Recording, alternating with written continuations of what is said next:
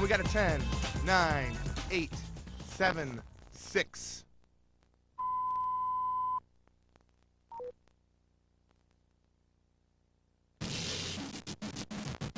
LoveLine is meant for an adult audience. LoveLine may contain sexually oriented content.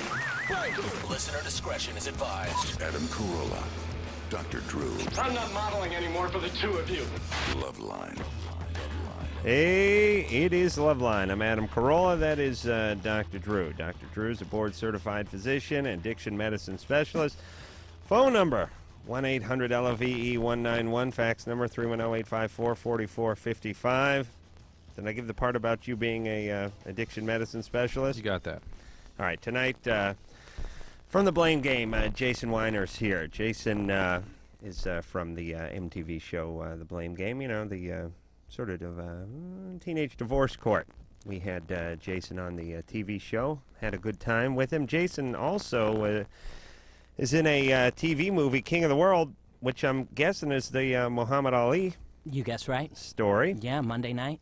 And who plays Muhammad Ali in that? Guy by the name of Terrence Howard. He was in the movie. Jewish guy? Yeah. Uh-huh. Yeah. A fellow tribesman. He was in the movie The Best Man. Played a role called Quentin. He stole the picture. I didn't see the Best Man, but does he make it convincing? He Ali? really does. I mean, the first time he came up to me on the set, he was in costume, and he also did one of those things where he was sort of in character the whole time. Yeah, which was a little bit annoying, but especially since Cassius Clay, now known as Muhammad Ali, Cassius Clay was well known for talking constantly and preaching and all sorts of stuff. So it made us a little bit uncomfortable in the van traveling over from, lunch. Right, yeah. But he wouldn't shut up. But when the camera rolled, man, that guy was there. I mean, I never met Muhammad Ali, obviously, but You thought you were with him. I thought I was with him. Seriously, he's great. And let's talk about your part. Yeah, I play Robert Lipsyte, who's the New York Times reporter who covered Clay throughout his career. Before the Howard Cosell days, right. This was the guy who was sort of in the inner circle. I was watching an ESPN thing. They have those Friday night fights or whatever, and they were doing a year-end thing. It was right before the millennium, and they were interviewing some of these reporter types who follow fights.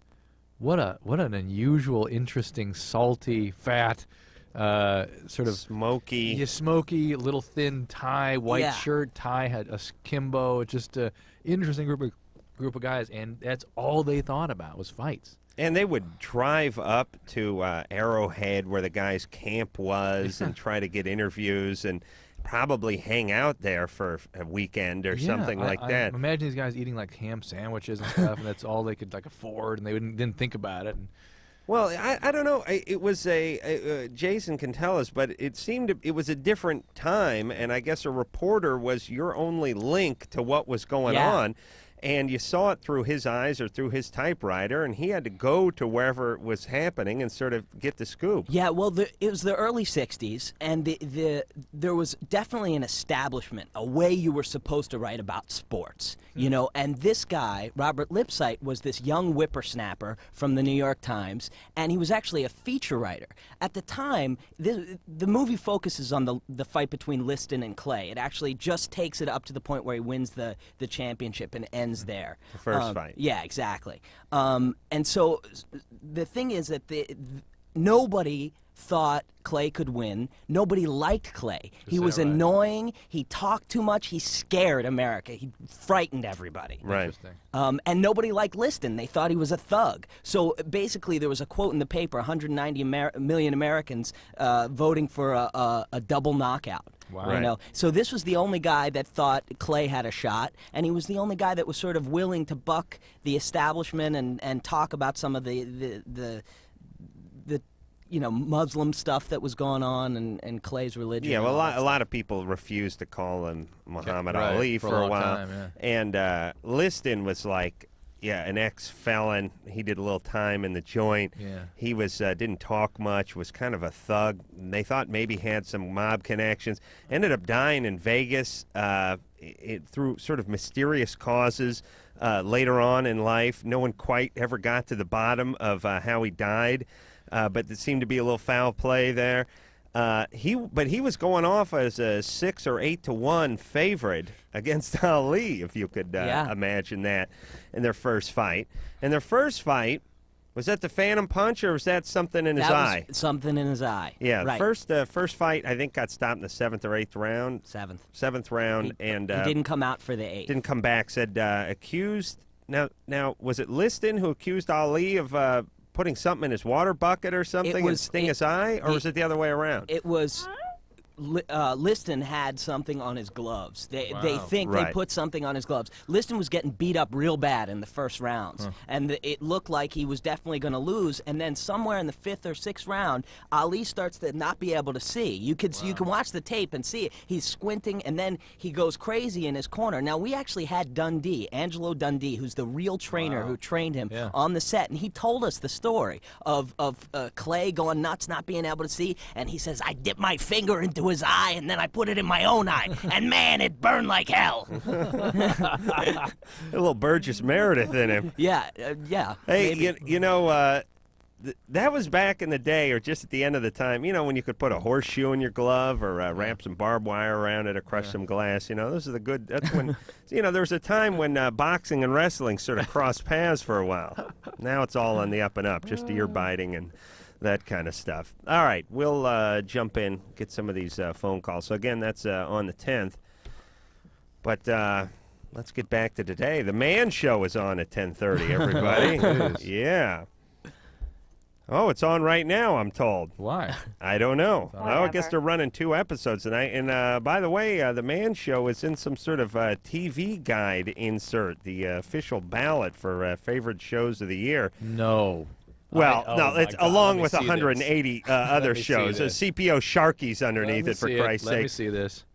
Listen, look under I don't know how it gets here. Is the new question. TV shows. How many of those did you have sent to your house? Yeah, how did they get this on here is the deal. I blew one of the editors of TV Guide. I have no idea how crap gets there. But usually you're on the losing end of that, right? You're sitting around going, how come we're not on here? Oh, yeah. Well, Yeah. we know better than even think about that. Right. Yeah, MTV would stop it if LoveLine. Oh, wait a minute. You work for MTV. I do, and I love them very much. Really? I remember this from the television show. Remember this exchange? That place is a dump, isn't it? They're cheap. They're horribly run. He was expressing himself last time when we were broadcasting on MTV. That's now they're on radio. Listen to what he has to say. Right. Oh, listen. Hold on. Let me just say something about MTV real quick. Oh, no. You can stop me if I'm out of line. MTV has never ran a LoveLine promotion ever. Not a billboard, not a bus stop, not a commercial. They didn't even run commercials on MTV for LoveLine. Ever, never, never, ever, ever. They are cheap and horribly run, that company. And I've never met anyone who's had any association with them who said anything other than cheap and poorly run. Am I right, Drew? Thank you very much. That's right. You want to fire me? Go ahead, you pussies. They don't got the guts. In MTV's defense, yes, they took us. We were untested. You guys are big radio stars. You know what I'm saying? Oh, they that's the way they saw it. That's the way they saw it at the time. You had a built-in audience. Here is how. By the way, here's how that went down. You guys want to do this job, or are we going to hire somebody else? That's how that went down. Yeah. Right. Yeah, but all right. That's all how right. that went down. In their defense, go ahead. Yeah. Jason. So we created this show. We took it to them. Right. They put out. We're kids. We're nobody. Sure. And they gave us a shot. They put us on the air, and the show's doing great. And they're fine. I have no problem with it. Well, they did put us on the air. We do have to give them credit for that. But that's the last time we saw them, isn't it? No, I have no problem. Well, what about the big campaign? I ask. Hey, John Miller's a great guy. Okay, he's a good guy. I want everyone to close their eyes for just 1 second. For just 1 second. And in the 4 years or 3.5 years that LoveLine has been on MTV, you try to tell me if you've seen a commercial for LoveLine or a promo for LoveLine or any page in any magazine, any billboard, anything. Hey, even during the 10 spot when they explain what's coming on next, they go through 14 shows. Don't mention LoveLine. Don't mention LoveLine. I've never done a thing with them or for them. I've never done a photo shoot or an ad campaign, nothing. 3.5 years, not even on their own network. It's bizarre. I don't think there's another, I can't think of another TV show on another network that is not advertised on their network. I want someone to show me a LoveLine commercial in 3.5 years, a 10-second spot. Hasn't been made. Never showed it. See, what we did is we built in a necessary advertisement in our concept. You know that the punishment for our show is you get your picture printed in Entertainment Weekly under the heading "Do not date this blame game loser." So built into our budget is at least one ad in Entertainment Weekly promoting the show. Yeah, they'll work that out next season. I bet you they will. It'll be an online thing. All right, so by the way, it's not that they don't promote their own stuff. Oh no, they don't promote. They do. They're tireless in their self-promotion, except for LoveLine. But I'll take it as a compliment. I guess we don't need it. Christina, you're 19. Yes. Right. Hey, what'd you? Hold on. Let me ask you real quick. What'd you get from them this year for Christmas? He got me. No, Christina, hold on a second. That's you. Hold on a second. Who's he, by the way? I got from John Miller. I got some sort of recurring something. It's like a yeast infection. Food thing. You got nice. something from MTV? I did. You did? I did. Jason, did you get anything? No. I didn't either. Well, it was specifically from John Miller. Oh, I'll tell you, they love their talent on that network. I got socks last year. I get more from my goddamn neighbor than I get from MTV. Cheap bastards. Oh, come on, cut it out. Oh, they're cheap. Cut it out. Who cares? I'm out of there. Christina? Yes. You're 19. Yes. What's up? Before I go into my problem, I want to tell Adam something. I did see a spot for LoveLine. Oh. And the 10 spot, they used to say coming up tonight. Like if you watch it, like I watched like The Real World, they said coming up at 12, LoveLine with Dr. Drew and Adam. No, they don't say with Dr. Drew and Adam. Oh, I thought they never said with Dr. Drew and Adam. Yeah, well, I thought they said if they said, listen, obviously, first off, I can tell you're high. Second, I'm not. Second, no, I think I'm confusing that because I know I saw a LoveLine one. I think I'm confusing with that in the Man Show. That's what you're now. Comedy Central. That's a first class operation. Yeah. LoveLine. I saw one like this. All right. Coming up next. All right. Listen, Screwball. What's your question? All right. My question is, listen, I have a boyfriend. And we've been going together for like a while now, like a month or two, and he's been saying to me like he's gonna break up with me. He's like telling me, "Oh, why don't you get another boyfriend?" Okay. When he's saying to have anal sex. Right. What? What? He wants to have snuck anal that in sex at the with end. me. Yeah, in the end. As a parting gift or something? What is he talking about? No, he says he's been having anal sex, wants to have anal sex with me, and I've told him I don't really want, I'm not into that, and he said, oh, maybe you should find yourself another boyfriend, you know, in conversation. Okay, tell him to go find somebody else then. You don't want to be with this guy. Yeah, but the thing is that in the beginning, he was really nice to me, and we've got along, and now he's like, right now, he's like turned completely. How long ago was the beginning? Just for comedy's sake. About 2 months ago. Yeah, 2 months ago. 1974. And that's when the hope of anal sex was still alive in his mind. That's true. Listen, everyone is nice in the beginning or you never get sex. Right. Ted Bundy was nice to his victims when it started Ted Bundy out. was like, baby, you got the bluest eyes I've ever seen in my life. Right? Let's just go out to the woods so I can stroke your long blonde hair. Yes, sure. Before he beat him with an axe handle and sodomized him, he was a real pleasant guy. Hey, Hitler wasn't too bad at the beginning. You can never, no one is going to let you do what you want to do if you tell them what you're going to do before they let you in the door. You know what I mean? You've got to get into the house in order to ransack the place. And if you sit out on the street and yell, come in, I'm going to burn the house, let me in, I'm going to burn the house down, they're not going to let you in. That's right. Everyone's nice in the beginning. Basically, this guy gives you a whole bunch of candy up front. Then he slowly takes away the candy and asks for anal sex, you know, and you think about it in hopes of maybe getting some of the candy back. All right, now that's my analogy. I was going to use the candy anal sex analogy. I was going to actually use the candy corn anal sex analogy that I always use. You know, Drew? You do mention corn. Oh, Jason, you're pissing me off, man. I know you listen to the show and you come right Too back much. at me. Devin? Hey, Adam? Hey, you're 17. Man, I can't express my gratitude gratitude towards you, man. You've saved my life so many times. Thank you. You're the most brilliant comedian in the world, man. There How you does he go. save your now life? We're talking. Man, I mean, I turn him on, man. How is he sexy? He just. Isn't that what we talked about last night? You know what I mean? He just saves me, man. Adam, you saved me. Thank all right, you, man? thank you. Turn off the radio and turn the Man Show on, Comedy Central, real network, everybody.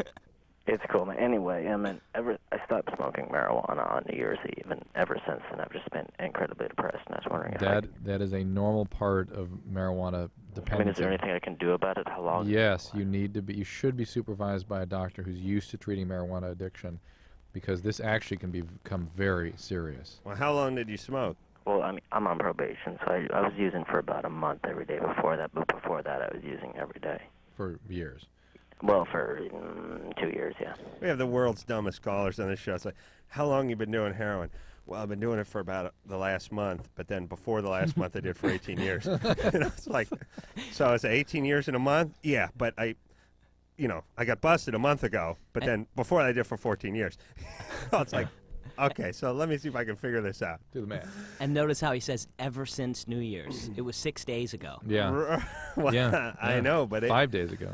But it feels like Yeah, forever. and it's like he's been holding his I have breath. had patients commit suicide with the marijuana withdrawal depressions. They are profound. Seriously, sometimes. isn't that when they got the bill?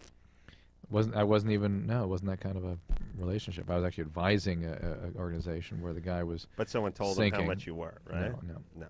Okay. And it has to be supervised. All right. So what's he got to do? You need to talk to an addiction medicine, either physician or psychiatrist. What about just going to MA? Go to MA. You can get some support there. You'll find out lots of other people go through exactly what you're going through. All right. Where are we, Drew? But if it gets serious, it's got to be treated. Is that we on line one here? Yeah. Derek? Yes? You're 24? Yes. What's up? I'm currently married, and I have a 4-year-old son, and my wife works at the preschool my son attends. And we went to a Christmas party before Christmas, and I sat next to my son's teacher, which is separate from my wife. And your teacher is separate from your wife? Well, yeah. Yeah, they weren't sitting with the wife. I see. Well, my wife was on one side, the teacher was on the other. Boy, see, Drew? Yeah. See when you stop people? Yeah, but that was such a bizarre statement. No, it wasn't. Separate from his wife. Shut up. Go ahead, Derek. Siamese twins? Or what? What is it? The more books you read, the stupider you get? All right, go ahead. I think so. She was 2 inches away from him. This woman is the prettiest, most gorgeous woman I've ever seen in my life. Right. She's just perfect. And, we were talking. She was flirting around with me a little bit. Well, ever since then, I have not been able to get her out of my mind. Mm-hmm. And, we had another function around Christmas with that preschool, and I'm not really sure what to do here, because, I am married. Well, the last person I dealt with. What can you do? Just for comedy's sake, or for curiosity's sake, the last guy I dealt with that was severely obsessional like this, idealizing this person, the most wonderful person ever walked the earth, had an alcoholic dad who left in a flurry when he was 8. Is there any history like that with you? No, he was 9.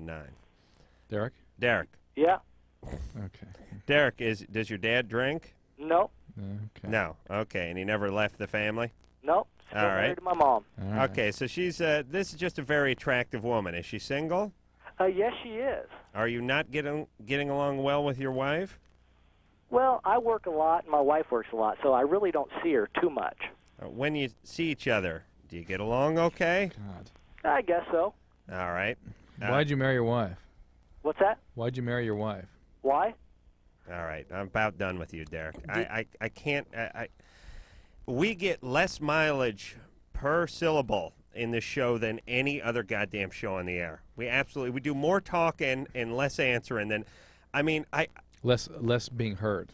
If this was Morse code, the guy's hand would break off. Do you know what I mean? Yeah. Before you even got hello, how are you out? It's do you get along well with your wife? Well, my wife and I don't see each other that much because I work at night and she works during the day. So how do you like your wife? Oh, we get along okay. Why'd you marry her, huh? How come you married her? What? Why'd you marry her? Who? Your wife. Why? You know, I mean, it's like talking to Jaime the Robot, talking to our listeners. It just it drives me insane. We can't get anywhere. I don't know if they're not listening, or I'm just pissed off all the time, or I I have a theory on this guy. Could someone hold me? I have a quick theory. Go ahead. I think this guy is suffering from the, your typical grass is greener syndrome. Absolutely. And I have a theory about the grass is greener syndrome. All right. It's kind of a theory on a theory. I don't know if that's confusing, but the idea Everything's is that confusing to our listeners. Go ahead.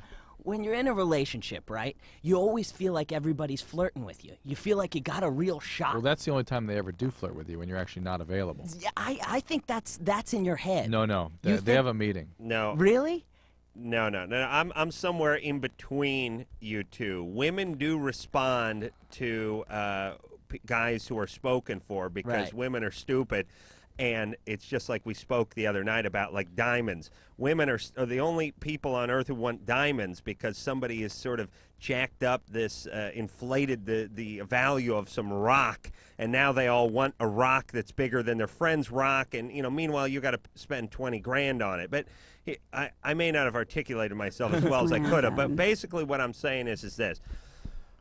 Women... if a man sees a beautiful, beautiful woman, he wants her to be single so he can jump on top of her. Women, they respond to someone who's connected with somebody. He must be okay. He must be okay. Right. He must have something. Right. But I'll let you continue with your theory because I don't think that's solely it. I think it's somewhere in between. It's a combination of things. But then, so you fantasize about being able to be with somebody, but you're comforted by the fact that you really can't act on it. So you're free to fantasize. Like, this guy is free to idealize this woman. Right. But the second he's single and he would actually be free to pursue her, he's going to feel the sting of not being able to get her. Or actually, you know what I mean? And that and also having the burden of a actual relationship. Yeah. Well, yeah, there's two possible scenarios here. One is she ain't going to be interested in him. She won't be. No, I highly doubt it. If she is, there's something wrong with her. A number two, 3 weeks into it, he finds out she's had 2 abortions and her uncle jumped on her or something, and it turns out his friend Lou nailed her before he went to the service 4 years ago, and then she just becomes another one who then he spots someone else who's a little greener. Right. That's how it works. So, listen, the guy's got a 4-year-old, for Christ's sake. Come on. Be dad, for crying out loud. Yeah, act like a man. Okay. I want a quick talk here. Bill? Yeah. You're 40? Yeah, how's it going? Yeah, you're an exhibitionist? Well, yeah, in a sense, yeah. You expose yourself to women in public? Well, I don't actually expose flesh, but as I was telling your screener, what I normally do, like restaurants, usually a good restaurant, like a Denny's or something, I'll go ahead and drink coffee. Yeah, good restaurant. And like, I'll wear some pants that are somewhat revealing, like maybe a pair of white pants, nothing underneath. And wait a minute, I'm being tantalized now. Slow down here, Bill. Okay. Yeah. So like I try to be at an angle, where I'm sitting, I'm like, cross from the girl. Right. I understand. Like, hold on a second. It is. Is there a full moon tonight? Psychotard tonight. Is that a word? Now is. Psychotard. Look under jackhole. That is a retard with a lot of energy. That's a retard with an ego. Egotard. That's who calls this show egotards. These are retarded folks with inflated egos. See, most of the time, retarded guys are like, you give them something shiny to look at, you tell them they did a good job. You see the Special Olympics, right? You give them a little paddle with the ball on the end of it. They're happy for a year. But we have the egotard, which is the most dangerous breed because it has the intelligence of the retard, yet the ego of an NBA all-star forward. It's also the 152nd Pokemon. Egotard? Yes. All right. It has wings and it craps on radio shows. All right, we're going to take ourselves a little break, and we'll be back after this. We about to get funky, yo. This is LoveLine. 1-800-LOVE-191. Oh, we'll be right back.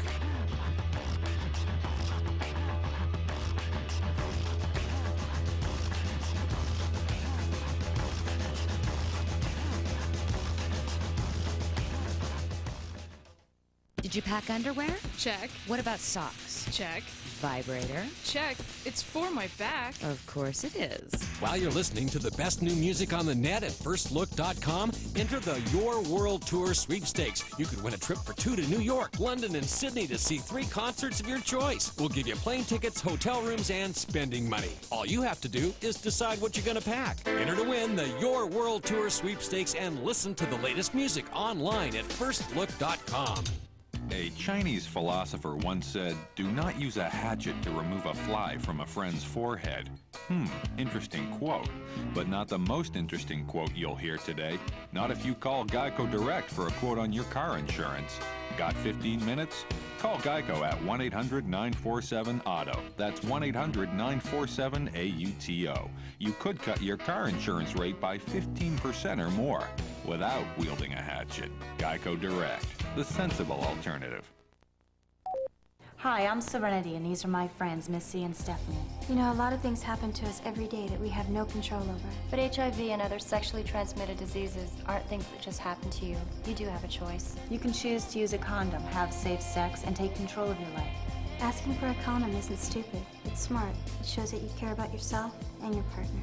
You can do something about sexually transmitted diseases. Use a condom. Every partner. Every time. We do. A message brought to you by Wicked Pictures and AIDS Project Los Angeles. Oh, come on, have a drink. No thanks. Just one little drink. I don't want to. Chicken, everyone else is. I said no. What a nerd. One little drink won't kill you. You've heard it all before. Be cool. Join the crowd. Have a drink, even though you're not 21. Let's go. She's no fun. Make the right choice. Don't give in. Underage drinking is dumb and dangerous. Look out! A public service message from the National Association of Broadcasters and this station. Somewhere in our community is a mother whose drug abuse once left her unable to care for her kids. There's a father, too, whose alcohol use drove his wife and children away. There's a boyfriend whose drug use frightened his girlfriend into giving him an ultimatum: get help or I'm gone. Help is available. It's in the form of treatment programs for drug abuse and alcohol problems, and the good news is that these programs are making a big difference in people's lives. With proper treatment, mothers and fathers, sweethearts and coworkers, friends and neighbors are overcoming drug and alcohol problems and reclaiming their lives. Isn't it great that treatment works?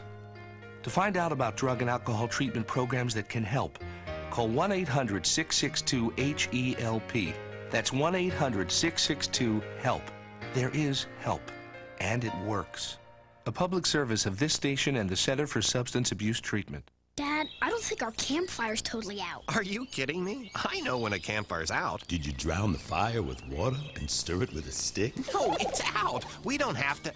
Who said that? Frank, it's a talking moose with sunglasses. And a bunch of singing and dancing forest animals. We know we can count on you to do what Smokey says. And when your folks desire to build a fire, hot, hot. Clear brush and branches away. And keep water nearby like you oughta. Okay, I poured water on the fire. I stirred it with a stick.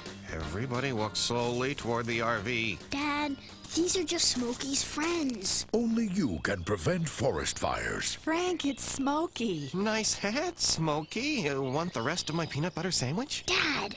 Visit Smokey at www.smokeybear.com. Brought to you by the USDA Forest Service, the National Association of State Foresters, and the Ad Council.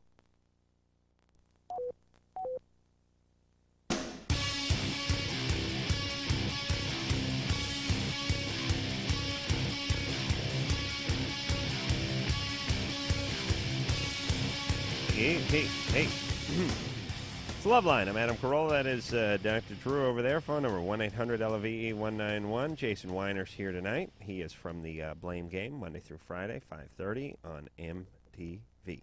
Also, you can find him coming up on the 10th. That's Monday night? Monday Night Movie, the King of the World. That's the Muhammad Ali story, 9 o'clock. And, boy, there's a Muhammad Ali movie coming out Maybe soon? not. Maybe not. Because of the TV movie and all that, I think they're reconsidering. I don't know. They're waiting to see. Yeah, I know, when We Were Kings came out a couple of years ago, a documentary. and all that. But and then there was the Muhammad Ali song, Muhammad Ali. I don't remember He that. floats like a butterfly and stings like a bee. Wow. Muhammad, the black Superman. Oh, Is that how it yeah. went? I wonder Wow. if the real Superman's pissed. I don't know. That was probably 1975. Wow. 76, 75. Yeah. You guys know? No. Don't know. It's how come I know stuff, Drew? Where were you? What I happened was to just going you? to say it must have been 76 because that's when I left the culture of this planet. Let me explain. From 76 how, to 88, I did not exist in the American Let me culture. explain how Drew works, by the way. Jason. Please. Drew works like this. I mention something that everyone else should know, such as the magician Doug Henning. Never heard of him. Drew's never heard of him.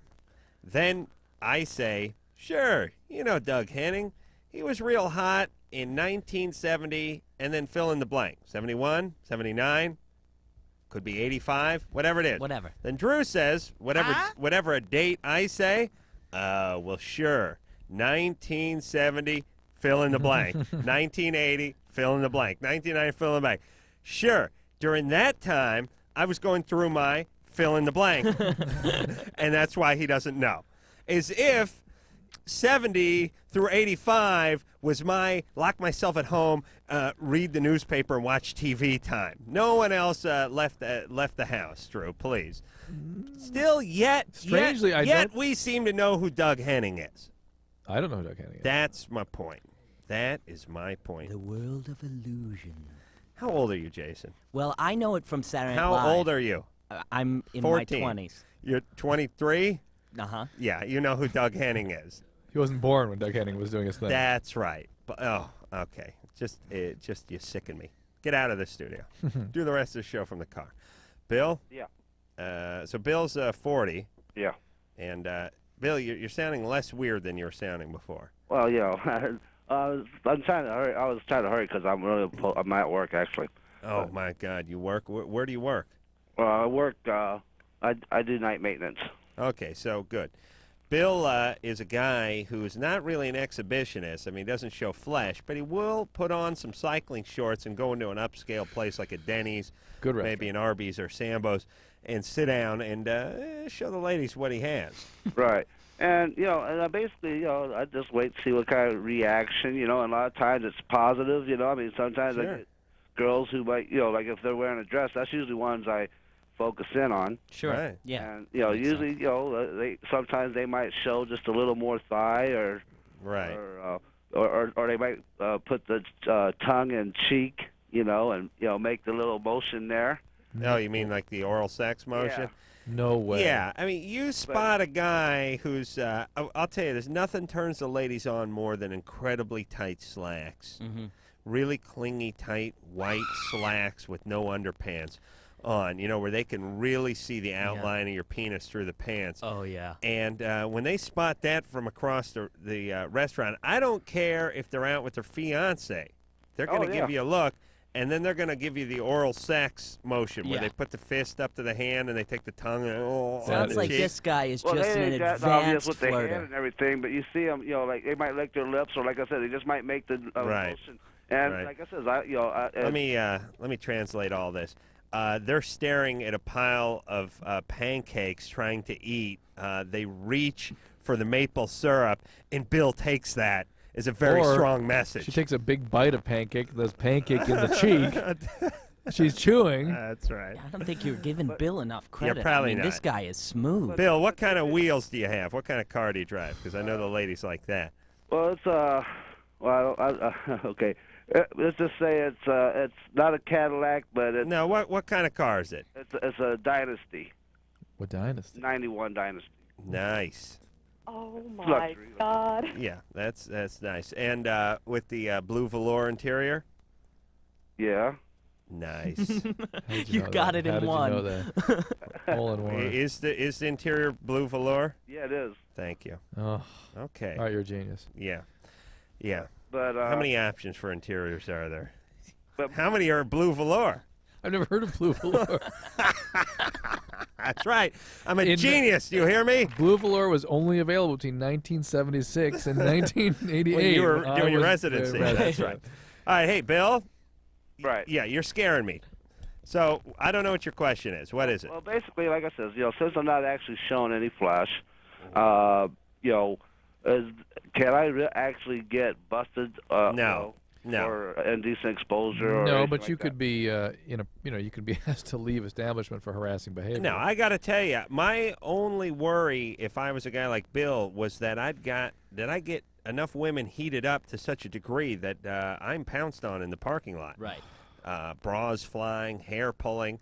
You know what I mean? I mean, Bill, women can be like sharks He and could work be into a frenzy. getting himself into a dangerous situation. Yeah, it's important to sort of know your environment and just do not show that kind of scrotal bulge in an upscale Denny type establishment. God, Joe.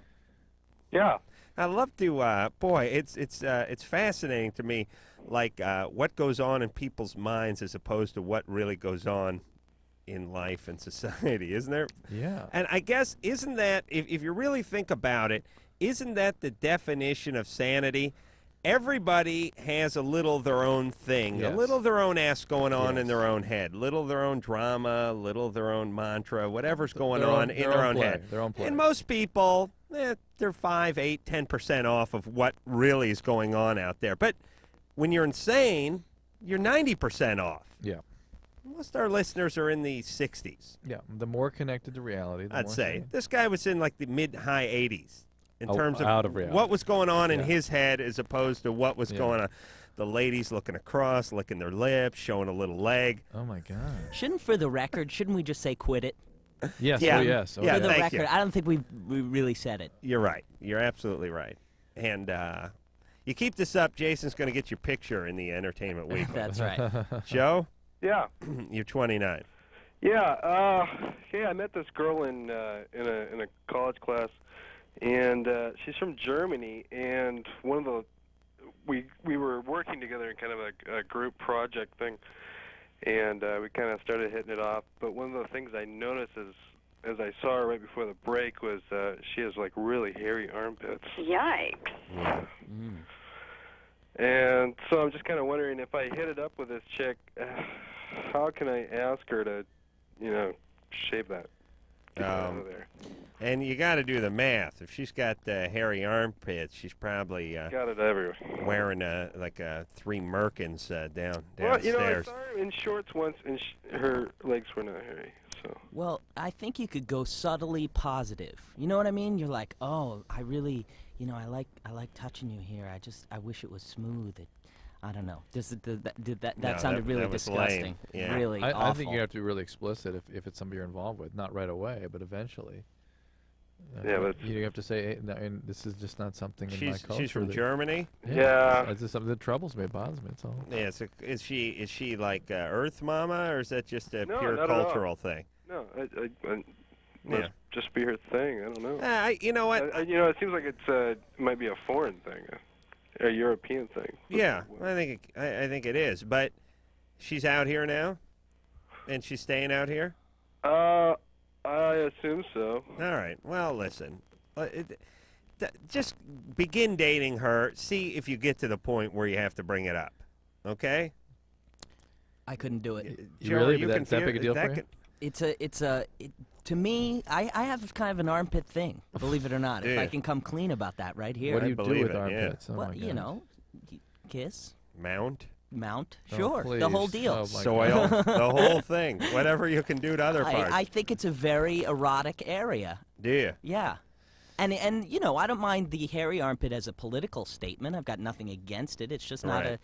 it becomes decidedly less attractive Well, when hirsute. My thing about women in general is I want them to look as far away from a man as possible. See, Yeah. that's my approach. That's why I like the big cans. Because You don't have that. no, man has no breasts, or at least a lot of guys don't have breasts. Right. And Not huge ones, anyway. I see. This is what I want in a woman. I want a woman to look whatever a guy has. I want them not to have. We'll start with the penis. Let's just start right with the penis. That's A number one. Then it goes to scrotum. Then you go to breast. You want the breast, not the flagella. Then you start getting into, arm hair, underarm hair, leg hair. But ultimately, when you really think about it, you want them to be the antithesis of you. And that's what I'm looking for. No hair. Yeah, I don't want to hump me. I want to, if I want to hump me, I'll do what you normally do. I'll do what I normally do. I'll go home and hump myself. But that's right. He could trim it in her sleep. Oh boy. Yes. When we come back, I want to talk about. I got attacked again by these people who apparently there's a whole organization that claimed we talked about RU-486 last night. Oh, please. When we talked they're about not. Plan and Plan B, which More- has nothing to do with RU-486. More the egotards. It just shows their ignorance. Okay. They look so awful when they do this stuff. Listen, is the man showing a commercial or where is it? Because show's on now? It's the best of. Come on. All right, we'll take a break and we'll come back.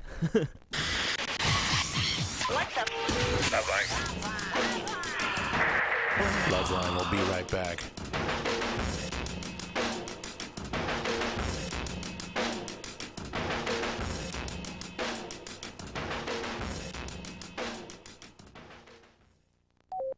How was school today, Rebecca? We learned what the Earth was like a long time ago, way back in the 1990s. Oh. Grandpa, did you ever taste water? Oh, my, no. By the time I was a boy, water, if you could find it, was pretty much unfit to drink. But I hear tell, long ago, children used to make lemonade with actual tap water and drink it on hot sunny days. Really? Yeah, and sometimes they'd fill balloons with water and toss them at each other and laugh, or run through the sprinkler singing and carrying on. And then after a day of playing, their folks would put them in the tub, fill it with water and bubbles, and scrub them until they were squeaky clean. Wow. Why didn't people try to save the water? Well, I guess they didn't think one person could make a difference. Thousands of Americans make a difference every day. For example, over 900 million tons of untreated sewage is no longer discharged into our nation's waters. A message from ECHO, the Earth Communications Office. Okay, class, this part of the museum is known as the Hall of Trees. What's a tree? Large plants that once covered much of the Earth. This is a full-scale model of a maple tree. What are those green things? Those were called leaves. They took in sunlight, nourished the tree, expelled oxygen, creating air for people to breathe. People didn't breathe out of air tanks? No, then air was everywhere. The sky was blue, even the ocean was blue, The ocean was blue? and filled with fish. What's a fish? When you protect the Earth, you protect your health and that of your children. We're making progress. There has been a significant improvement. 20 years ago, air pollution in Los Angeles exceeded health standards on 4 out of every 5 days. But we still have a long way to go. Here's the Hall of Weather. Press that button and you'll hear a rainfall. Why'd they need rain? Without rain, a flower couldn't grow. What's a flower? One person can make a difference. A message from ECHO, the Earth Communications Office. Personally, I'm so sick of hearing about the environment. I know. What's everyone so worried about? 51 million Americans live in areas where the air is officially classified as unhealthy to breathe. It's a big world, and it's been here a long time. Yeah, we're talking years and years and years. The Center for Disease Control says that 94,000 people get sick every year from contaminated water. 900 of those people die. It's all in their heads. It's media hype. The average American dumps at least 20 pounds of household toxins down the drain every year, most of which ends up in the drinking water supply. Personally, I drink tap water. I mean, it's not like we're in Bangladesh. Personally, I feel fine. I mean, I ask you, seriously, who's really getting hurt here? 5.8 million children died last year as a result of unsafe drinking water. Not me or my kids, right, Billy? Billy? Where are you? Can one person make a difference? Today, 66% of our rivers and lakes are safe for fishing and swimming, a third more than in 1970. One person can make a difference. A message from ECHO, the Earth Communications Office. And now, Vince and Larry, the crash test dummies with a lullaby. Crumple, crumple, little car. When you crash, it's au revoir. If on dumb luck you rely, through the windshield they will fly. Keep your children off the streets. Put your kids in safety seats. Crumple, crumple, little car. Don't be dummies like we are. Gee, Vince, I'm kind of sleepy now. Okay, Larry, just crash anywhere. You could learn a lot from a dummy. Buckle your kids' safety belts. A message from the Department of Transportation and the Ad Council. Oh, come on, have a drink. No thanks. Just one little drink. I don't want to. Chicken, everyone else is. I said no. What a nerd. One little drink won't kill you. You've heard it all before. Be cool. Join the crowd. Have a drink even though you're not 21. Let's go. She's no fun. Make the right choice. Don't give in. Underage drinking is dumb and dangerous. Look out! A public service message from the National Association of Broadcasters and this station.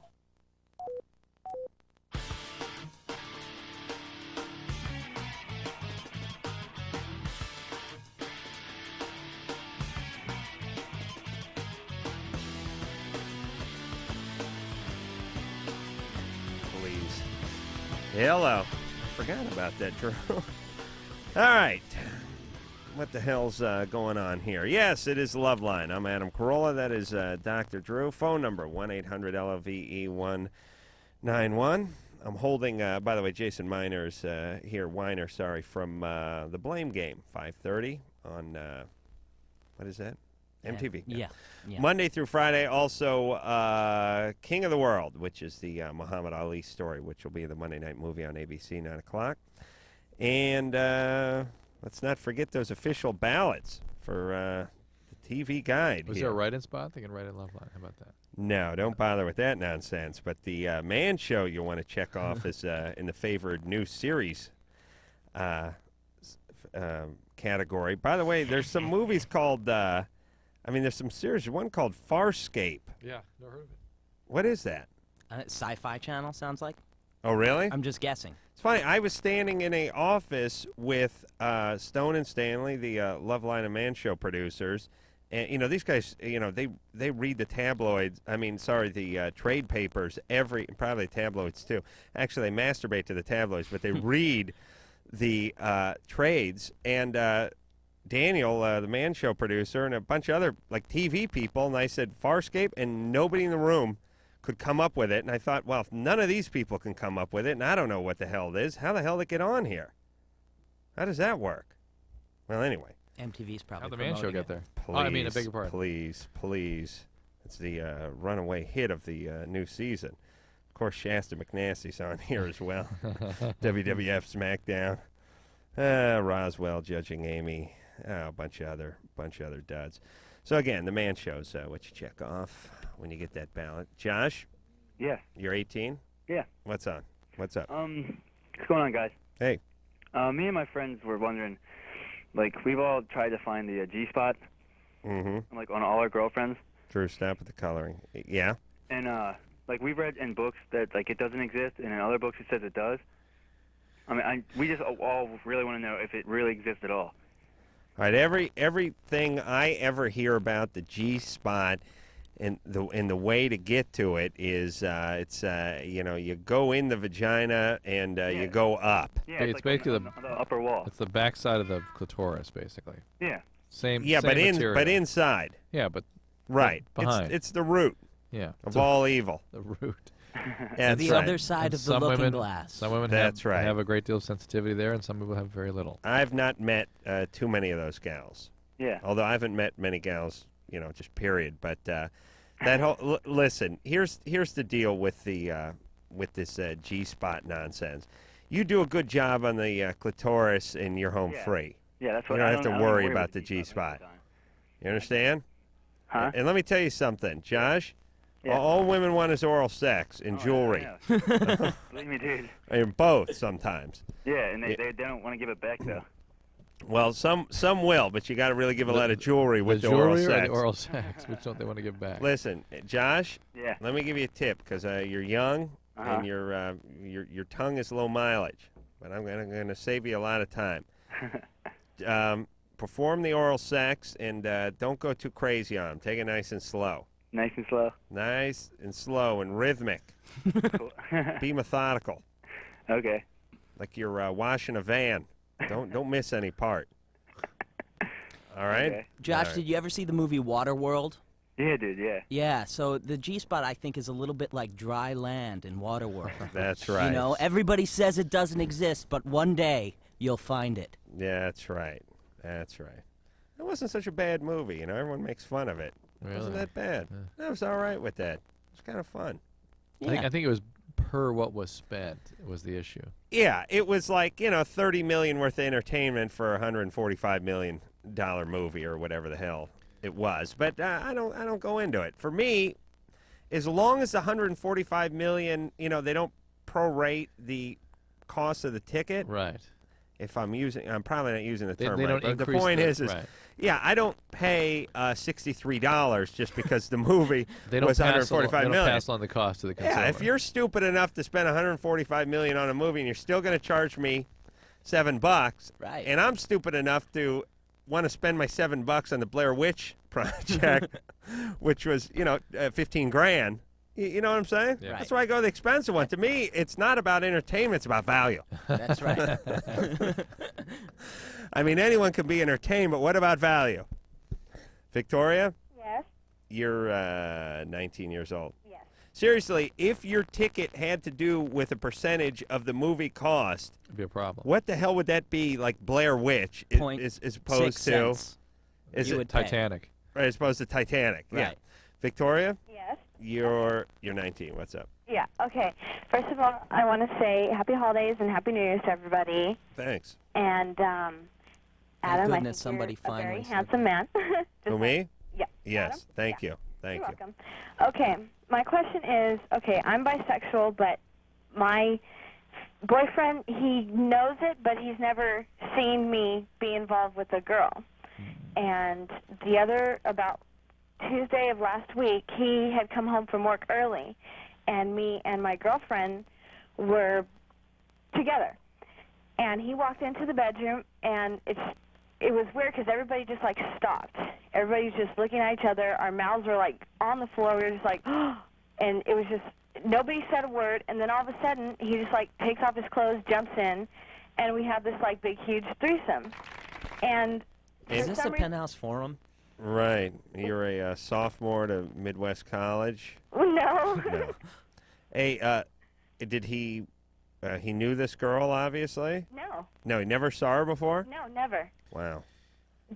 No words were said. But knowing that you're bisexual is different than knowing that you're cheating on him.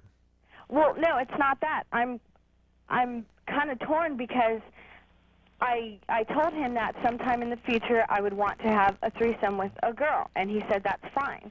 But this was months ago, and I thought he had totally forgotten about it because I had. And after this happened, I've been totally uncomfortable with him. What do you think the probability is, Adam, that the guy had forgotten about that promise? I know, huh? All right, so Victoria, let me just make sure I got this straight. He came home from work early. Yes. How early? He usually gets off at 10 o'clock at night, and he came home at 6. All right, so he got home quite a bit early. Yes. And then he got off at 6:05, 6:06 again? Mm-hmm. Yes. And so he walks in. You guys are having sex. Yes.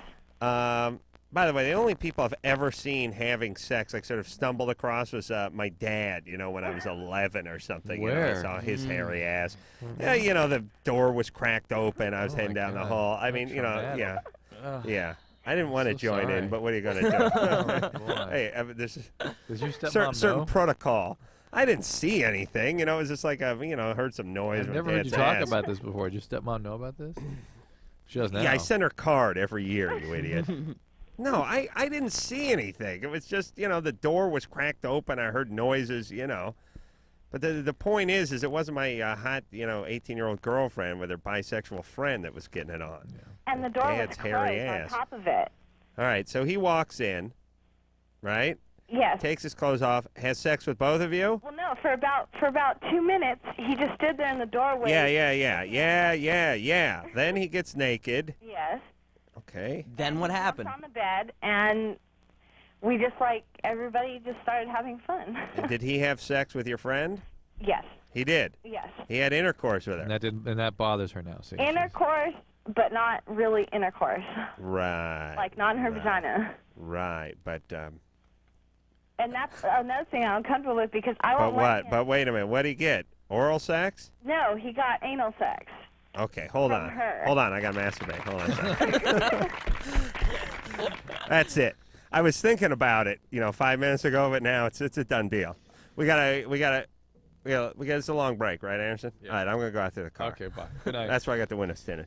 All right, we're going to take a little break, and then we're going to come back to Victoria and figure out how the anal sex with the girlfriend while she I was want to in know the what her room, and problem is now. What's the problem? I don't understand. She's freaked out. Okay. We'll be back. Let's have some more fun. Okay, let's do it. Call LoveLine 1-800-LOVE-191. LoveLine will be right back. Well, here's how it's sampled.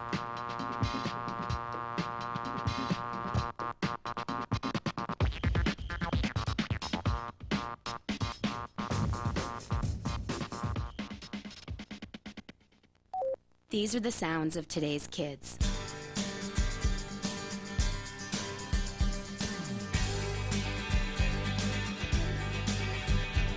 And these are the voices of today's kids. Don't underestimate me. I can work harder in school. Give me a problem that's hard to solve. Give me tougher work. Give me tougher books. When I solve a tough problem, I'm on top of the world. Surprised? Don't be. 74% of kids say school should only pass them to the next grade when they've learned what's expected of them. I'm not afraid to fail. If I make a mistake, I'll do better next time. 75% of kids say they'd study harder if their schools gave them tougher tests.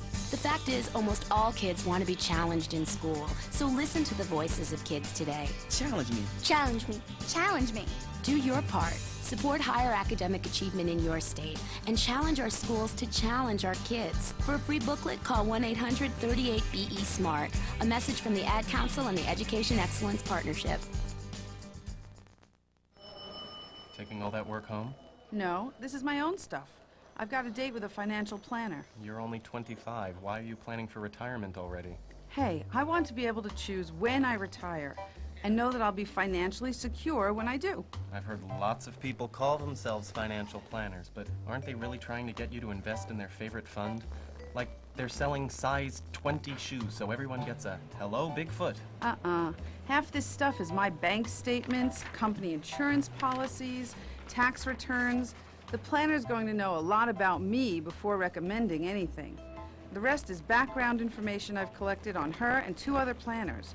If she passes tonight's round, she gets my papers. Securing your financial future is important. You have a right to expect financial advice that's competent, ethical, and based on your needs.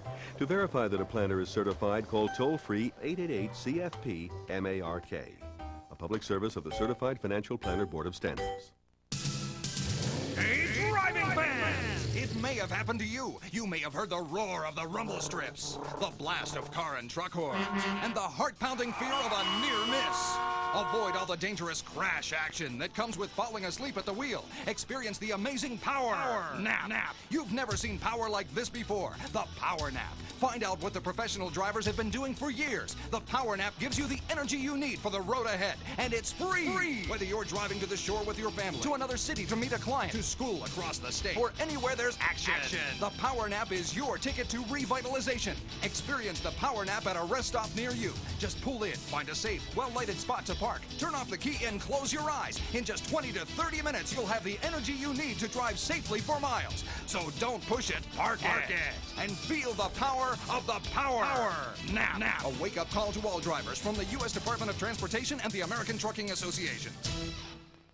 It's nearly 6 a.m. and we're at a rest stop talking to travelers. Excuse me? Yes. Have you ever heard of circadian rhythms? It's like a Latin band, right? Not quite. Do you know what circadian rhythms are? It's when the stars all align and their energy creates... No. How about you, sir? Huh? Circadian rhythms. Exactly. Circadian rhythms tell your body when it should be sleeping as well as when it should be awake. Huh? Circadian rhythms are part of our body's internal controls, a kind of built-in clock that tells us when to wake up and when to go to sleep each day. Imagine the danger that comes when we try to drive when our body thinks we should be sleeping, especially at night, early morning, and for many people, mid-afternoon. You really should try to avoid driving during your body's downtimes. If you have to drive when you'd normally be sleeping and you find yourself getting drowsy, stop for a refreshing 20 to 30-minute nap. Now what would you say when I say circadian rhythms? I'd say, don't push it, park it. Right. A wake-up call from the U.S. Department of Transportation and the American Trucking Associations. Oh, come on, have a drink. No thanks. Just one little drink. I don't want to. Chicken, everyone else is. I said no. What a nerd. One little drink won't kill you. You've heard it all before. Be cool. Join the crowd. Have a drink, even though you're not 21. Let's go. She's no fun. Make the right choice. Don't give in. Underage drinking is dumb and dangerous. Look out!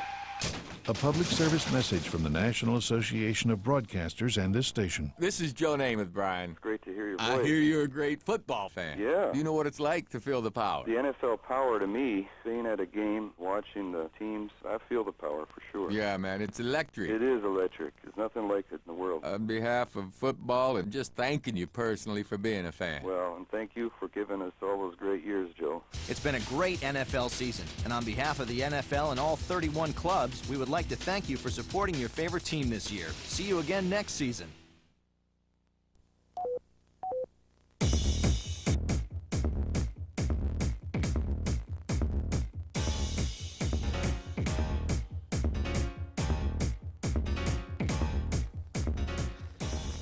It is LoveLine. We got to take a quick 10-second timeout. We'll be back with more of the show in just 10 seconds. This is LoveLine on Radio Station.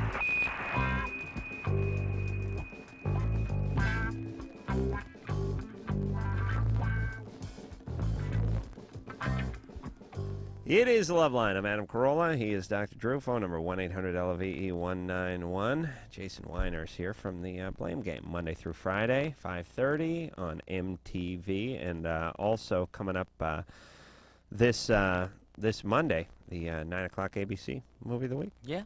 Yeah, that's right. The, King of the World. Muhammad Ali story.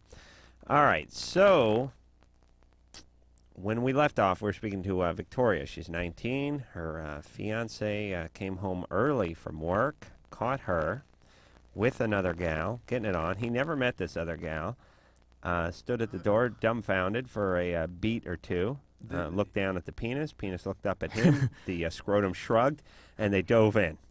You know what's amazing? Do you remember last night, across the top of the air, what we were talking about? No. The bizarre. We've had some very bizarre calls Yes. lately, from the exhibitionist a half hour ago to the 400-pound woman with the 97-pound ovarian tumor, which we crossed the top of the hour with last night. Yeah, she was 480 when she met her 145-pound And husband. I just was going through the forums at drdrew.com where there's lots of discussion about her. Oh, really? And some a-hole writes Adam is great in every single forum. That's you? Did you put that up? It's my Catholic little brother. I got him at home doing that. I see. It's, Nobody responded to it. I like that. That means we're going to Farrell's this weekend. Victoria? Yes. Okay, so you're bisexual. Yes. And your boyfriend walked in. Now, he started having sex with the both of you. Yep. And he had anal sex with the girl you were with, even though he had never met her before. Yep. And is this the first time he'd ever laid eyes on her? Uh-huh. Because, see, to me, this has got to be some sort of sodomy record. Yeah. Do you know what I mean? Like, the average time from the time you meet somebody or just see somebody to the time you actually sodomize them is like 6 months, 27 days, and 14 hours, 32 minutes. I think that's like the average. Certainly there's a lot of dinners first. Many. And it ain't just gazpacho in the bread bowl. It is the surf and turf. Yeah. The point is this guy was in the back door within 10 minutes after he'd actually spotted her.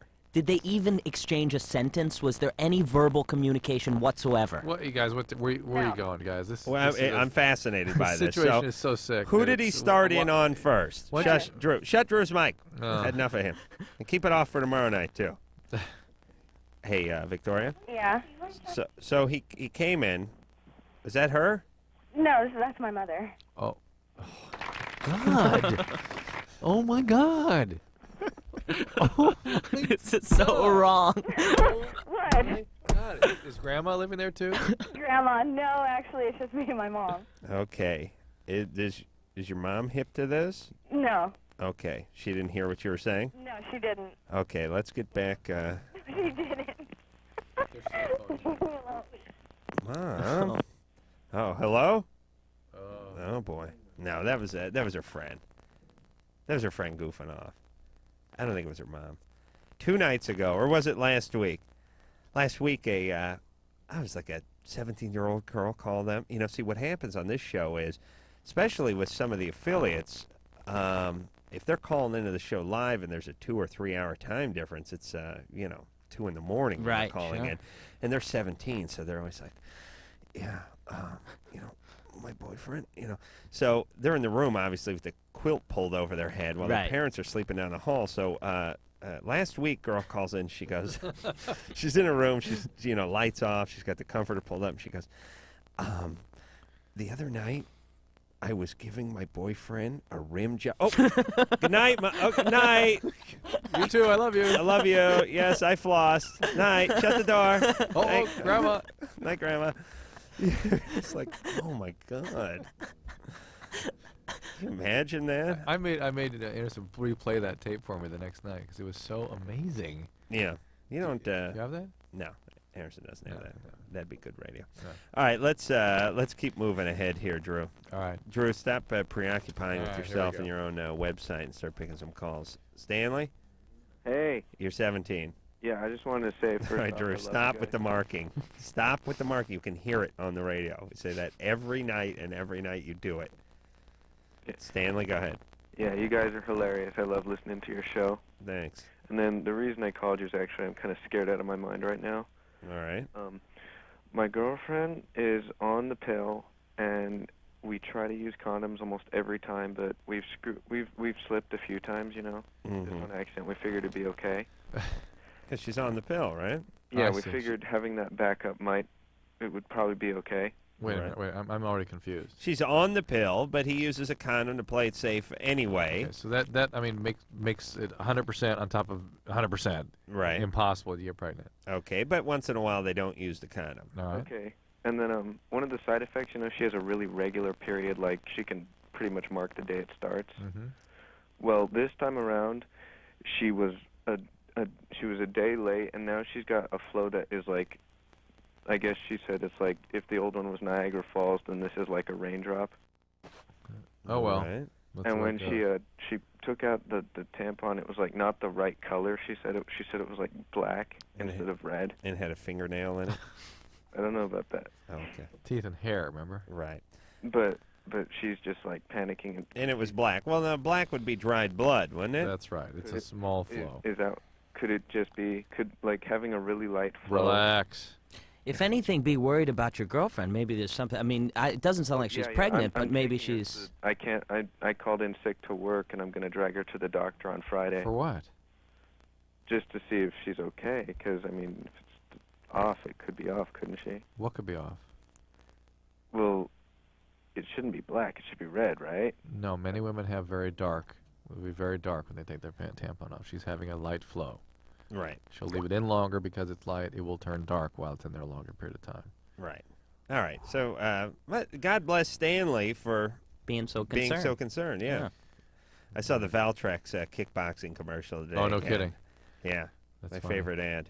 Have you seen this, Jason? Mm-mm. This Valtrex is a genital herpes suppression medication. Oh, I have seen this. The maybe. chick, she is kickboxing. It's like a 5-minute commercial. She's working out. She's kickboxing. She's swimming in the pool. She's running. Then it's back to kickboxing again. She has her own personal trainer. And then the guy shows up. That's her man. And that's saying, you know what? I may have genital herpes, but you know what? Don't slow me down. I still kick some ass. What I love about those commercials are the long lists of side effects spoken very quickly at the end of the commercials. That's right. Rectal bleeding, rectal discharge. If you're pregnant, if you have hair, if you're over 5'5", if you live in an urban center, if you drive an SUV. You know, shown it's like, over a slow motion out of focus shot of people in a field of lilies. Right. Yeah, and it's great. Yeah, it's great when they talked about rectal discharge and stuff like that. You know, meanwhile, yeah, the girl's gathering wildflowers. Yeah, and I've yelled at Drew many a time about this, which is I understand this country's run by a bunch of screwball lawyers, and now we have to say everything. But I don't really want to hear. Like, I'm sitting and I'm eating, and I'm hearing about. First off, it's a medication that I'm not interested in because I don't possess whatever it is it's made for. Right. Number two, I then have to hear about all the horrible side effects that may go with the medication that I'm not interested in. And I think to myself, you know what? Just tell the person when they get the goddamn medication about the goddamn side effects. Would you have to list everything in a commercial? Do you know what I mean? Like when you sell a car, do you have to explain that you could get into an accident? I mean, look at cars, by the way. You know what I love? I love the car commercials. Here's one that drives me insane. They have the car commercials, and they have these wild car commercials. There's VW commercial, this Jetta or Passat or whatever commercial, where it's like a 70s cop spoof, and the cops are chasing someone, and they look at this powder blue sports car, then they look at a guy on a motorcycle, then the guy pulls up in the Jetta, and they all jump in. And it's kind of streets of San Francisco, and the guy's getting air, jumping over, cable cars and whatnot. And there's that thing that runs at the bottom. Professional driver, closed road. Do not try this. Right. Is there really, could a case be made if they didn't run that and I went and bought a new Volkswagen and tried to jump it down at the Fisherman's Wharf in San Francisco, that I could then sue the manufacturer for showing it on the commercial? I mean, do we have to distill things down that far? Do you know what I mean? Yeah. Does every single car commercial that shows a car winding down a road or going through some pylons out in the desert, do we have to have that disclaimer that this is a special stunt driver and that this is a closed course? Or can we just watch the goddamn car on the road? Do you know what I mean? Is there really going to be a case that's going to be made? Yeah. It drives me insane. It would drive me insane if I was making the commercial. Here's what drives me nuts: is not only do you get that at the commercial, you get the sheet of microfiche, right? To which is everything. Every time your heart beats, something could happen, and the pharmacist is then required to give a fact sheet and some labels on the medicine on top of that. Right. And the translation of those sheets are for your doctor. And what they say is, when you look at it, for the doctor, is the sky is blue, the sky is blue, the sky is blue, the sky is blue. And the patients come back and go, doctor, you didn't tell me the sky is blue.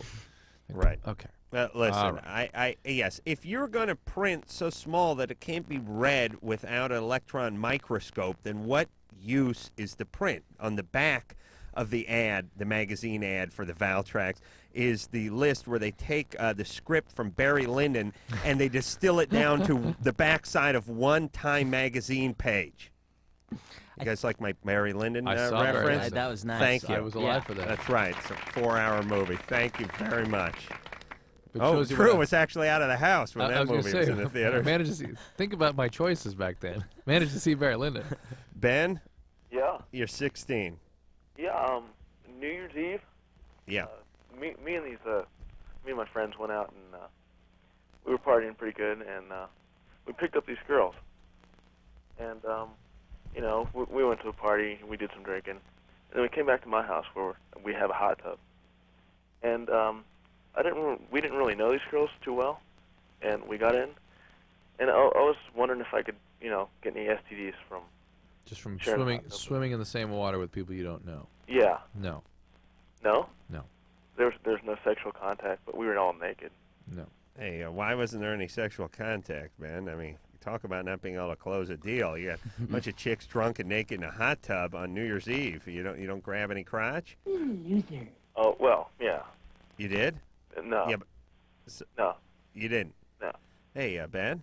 Yeah. What happened there? I don't know, man. Well, I mean, you went out. You met some chicks, right? Yeah, we choked. You and how many friends? Choked? Oh. 2. So you and your 2 guy buddies? Yeah. So 3 guys? Yeah. And you go out and you meet how many women? Maybe 8.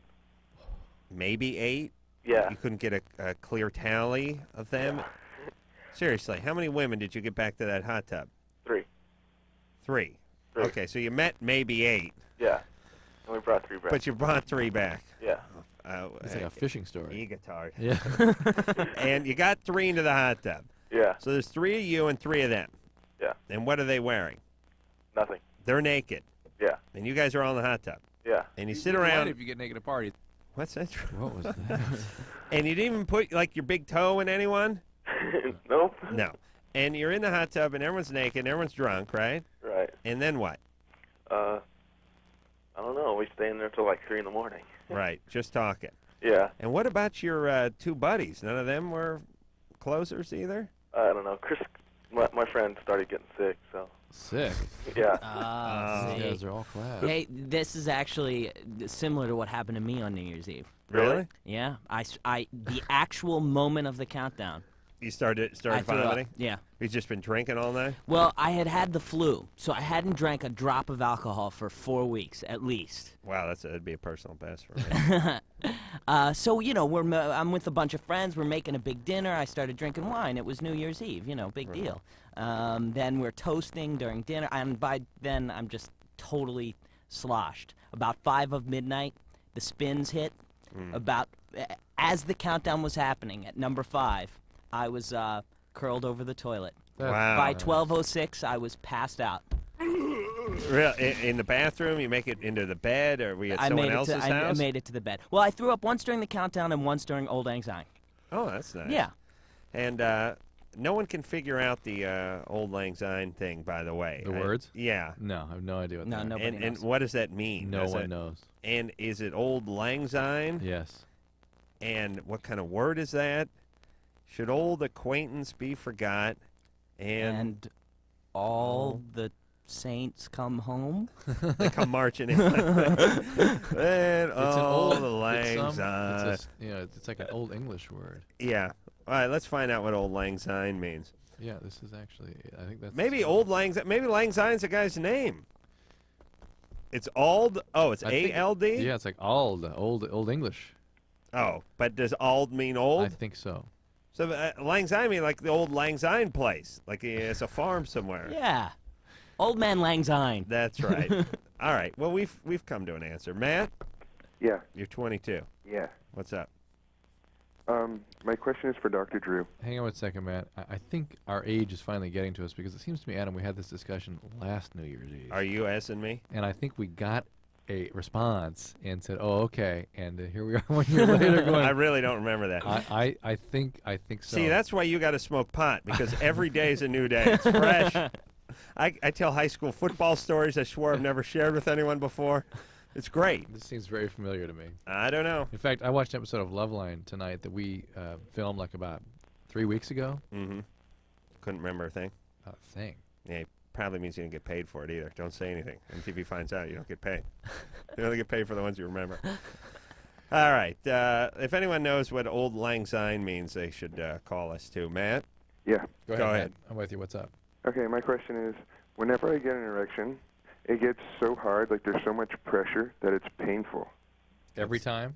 Well, if I have sex like 3 times a day for like a week and a half, then it subsides. But other than that, yeah. Has it always been this way? Since puberty.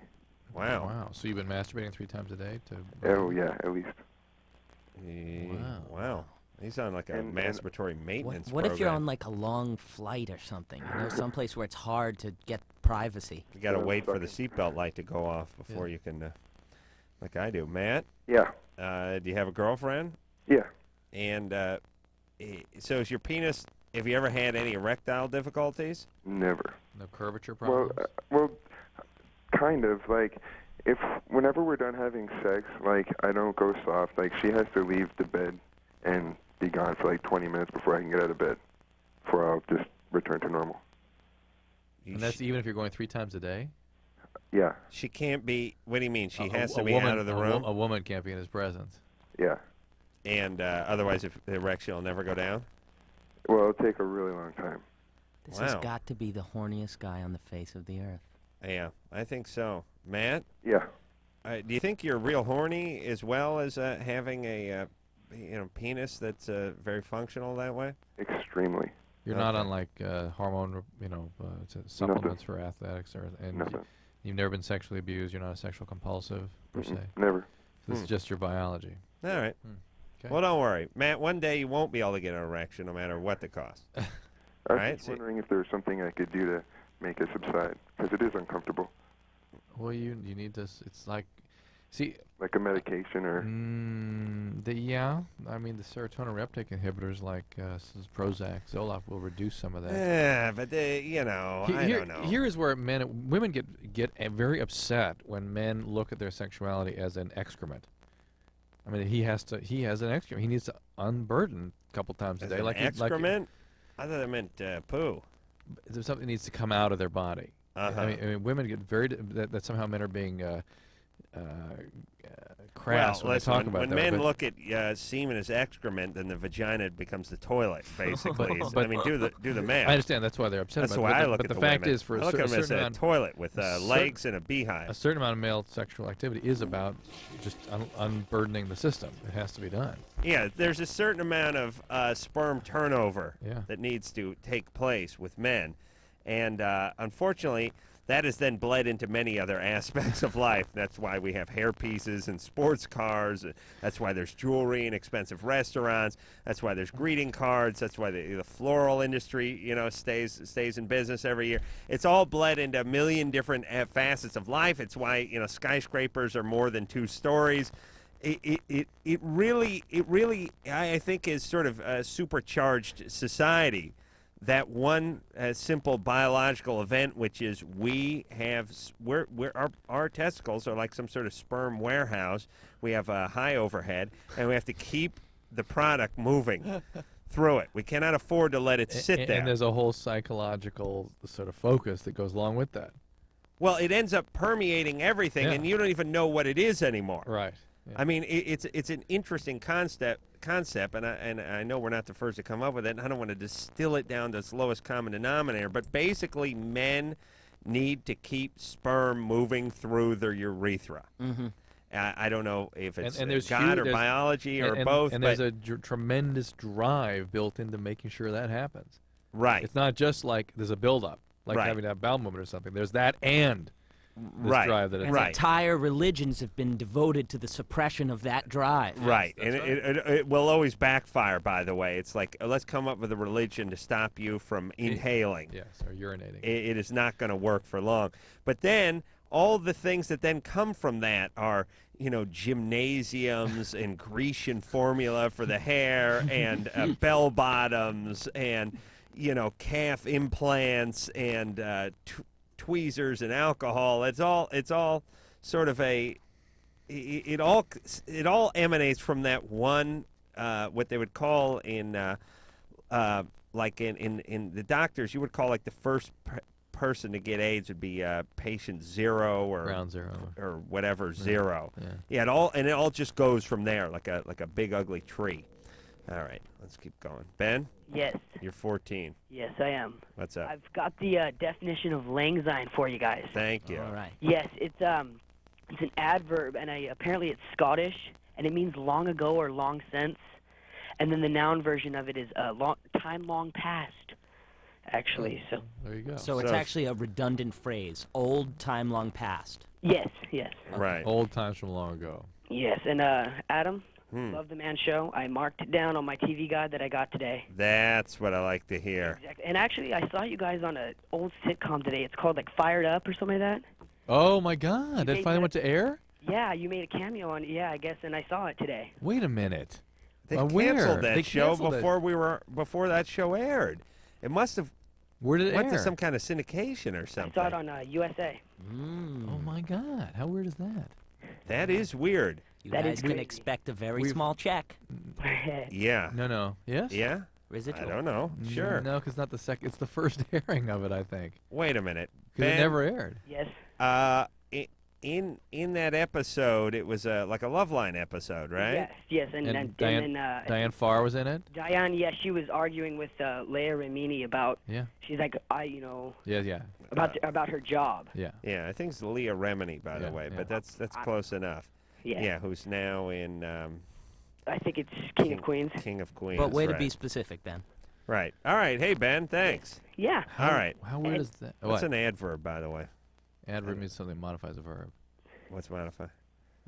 Okay. It's an ly word. Adam. Anytime I hear about verb, adverb, or noun or whatever, I have to immediately go back to the Schoolhouse Rock commercials to try to get a bearing. That's how poor my education is. I literally, when people go, it's a verb, I go.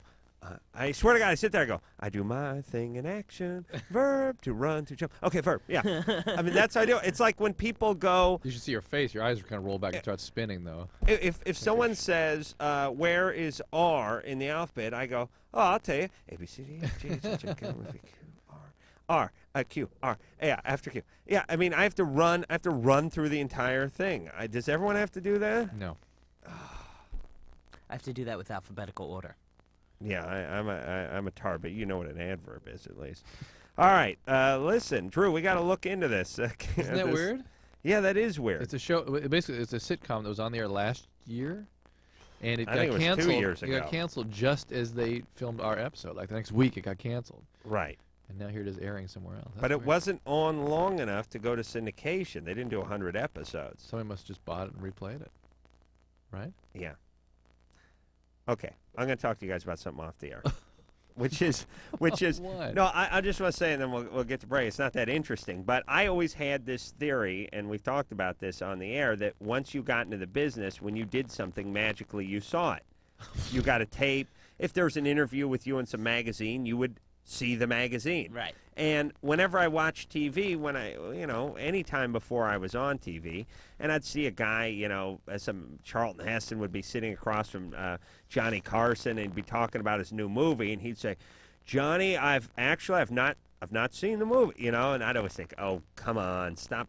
That's nonsense. Of course you've seen it. Of course you've seen the movie you're in, or of course you've seen What's wrong with you that you haven't? the TV show." No, you know what I thought? I thought it was so much sort of BS humility, Hollywood style. But I now realize that after not only seeing anything that I'm in, but being even alerted that we're on it. And we got to have some 14-year-old listener call in and tell us we're on a show. I mean, we wouldn't have known, right? No, never. All right. Jason Weiner's here from the Blame Game, also from the Muhammad Ali story, and we'll take ourselves a little break. We'll be back after this. Yo, LoveLine will be right back, homie.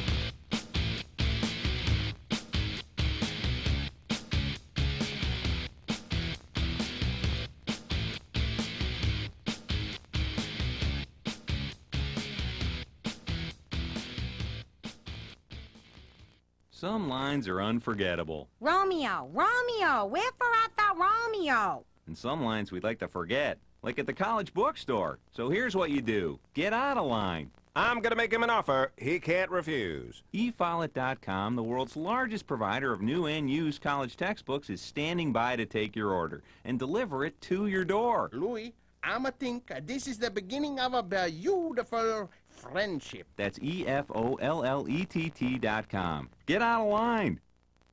Hey guys, make love more fun with Astroglide, the ultimate lubricant. Astroglide is super silky and slick and never greasy. It won't stop hour after hour. Astroglide's sensational. Call now or visit our website for a free sample, astroglide.com, or dial 800-848-5900, 800-848-5900. Jot it down, 800-848-5900. Your partner will thank you. Astroglide is available at retailers everywhere. Hi, I'm Serenity, and these are my friends, Missy and Stephanie. You know, a lot of things happen to us every day that we have no control over. But HIV and other sexually transmitted diseases aren't things that just happen to you. You do have a choice. You can choose to use a condom, have safe sex, and take control of your life. Asking for a condom isn't stupid. It's smart. It shows that you care about yourself and your partner. You can do something about sexually transmitted diseases. Use a condom. Every partner. Every time. We do. A message brought to you by Wicked Pictures and AIDS Project Los Angeles. Oh, come on, have a drink. No thanks. Just one little drink. I don't want to. Chicken, everyone else is. I said no. What a nerd. One little drink won't kill you. You've heard it all before. Be cool. Join the crowd. Have a drink even though you're not 21. Let's go. She's no fun. Make the right choice. Don't give in. Underage drinking is dumb and dangerous. Look out! A public service message from the National Association of Broadcasters and this station. Somewhere in our community is a mother whose drug abuse once left her unable to care for her kids. There's a father, too, whose alcohol use drove his wife and children away. There's a boyfriend whose drug use frightened his girlfriend into giving him an ultimatum: get help or I'm gone. Help is available. It's in the form of treatment programs for drug abuse and alcohol problems, and the good news is that these programs are making a big difference in people's lives. With proper treatment, mothers and fathers, sweethearts and coworkers, friends and neighbors are overcoming drug and alcohol problems and reclaiming their lives. Isn't it great that treatment works?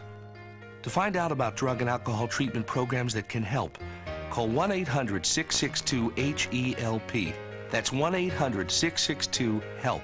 There is help, and it works. A public service of this station and the Center for Substance Abuse Treatment. Dad, I don't think our campfire's totally out. Are you kidding me? I know when a campfire's out. Did you drown the fire with water and stir it with a stick? No, it's out. We don't have to... Who said that? Frank, it's a talking moose with sunglasses. And a bunch of singing and dancing forest animals. We know we can count on you to do what Smokey says. And when your folks desire to build a fire, Hot, hot. clear brush and branches away, and keep water nearby like you oughta. Okay, I poured water on the fire. I stirred it with a stick. Everybody walked slowly toward the RV. Dad, these are just Smokey's friends. Only you can prevent forest fires. Frank, it's Smokey. Nice hat, Smokey. You want the rest of my peanut butter sandwich? Dad! Visit Smokey at www.smokeybear.com. Brought to you by the USDA Forest Service, the National Association of State Foresters, and the Ad Council.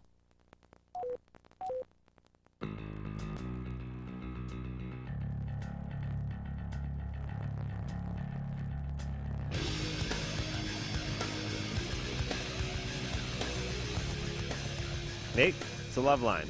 Jason Weiner's our guest from The Blame Game. 5:30, Monday through Friday on MTV. Also, King of the World, which is the Muhammad Ali story. Monday night, ABC, 9 o'clock, coming up this Monday. All right. Now, where the hell were we? Where are we going here, Drew? 3. Yep. Kiki, Oh, hello? you're 14. That's right. Okay. I have no sexual, drive. Like, I masturbate, like, I guess out of habit. I don't know why. Every single day. And I get no pleasure out of it. Yeah. And then, like, my boyfriend, like, wants me to have sex. Well, I'll have sex with him, but it, like, doesn't please me at all. How old is your boyfriend? Huh? How old is your boyfriend? 16? Mm-hmm. Is he the first guy you've been with sexually? No. Okay, hold on. Yeah. I'm ready to do some gambling. Oh, yeah. Just Jason, you got any money? Yeah. Let's give it up. We all be on the same page, I think. What do you mean? Come on, let's do some gambling. I got a new wallet for Christmas. We gave it to you. Oh, you did? You gave it to me? I think so. No, I think you gave me some flowers. Really? Never Just made it for home, these by the sorts way. of But situations, so that you could see a more attractive wallet pulled out when you take his money. Curtis' new wallet, anyway. Drew, I'll believe you if you tell me you got me this. 'Cause I can't remember who gave me this wallet. May not have been me. It's nice. It smells like leather and ass. It's a nice combo. Actually, this side, this leather. This side, ass. Leather, ass. Leather. Hairy ass. Yeah, hairy ass. Hairy Right. ass. You want to touch it? No, no. It's Gucci. I think, It's by the nice. way, I have an ass that would rival yours in hair. Hair-wise? Yeah. Wow. Yeah, it's intense. This has never happened. Yeah, we've never. Well, I don't No think one ever anybody- challenged him to this. No one's ever admitted, I think. No one's ever been up to it. Really? I've never been called out. Wow. I'm impressed. I also have a tuft that protrudes from the top. Yeah. Ooh, he has a cowlick. Pompadour. Thank you. That's what I was trying to think of. All right, let's do a little gambling on Kiki over here. She's 14. She masturbates chronically, although has no feeling. I'm gonna go first. Sexual molestation. What age? She's 14 now? Mm-hmm. I say she was 15 and a half. I say it happens in the future. You can't argue with that. Go ahead, take it. That's fine. How can you argue with that? How do you argue know with what's it. going to happen? Looks like the price is right. I'm going with sexually molested. Do you want to go at what age or by whom? Both. That was going to be my next question.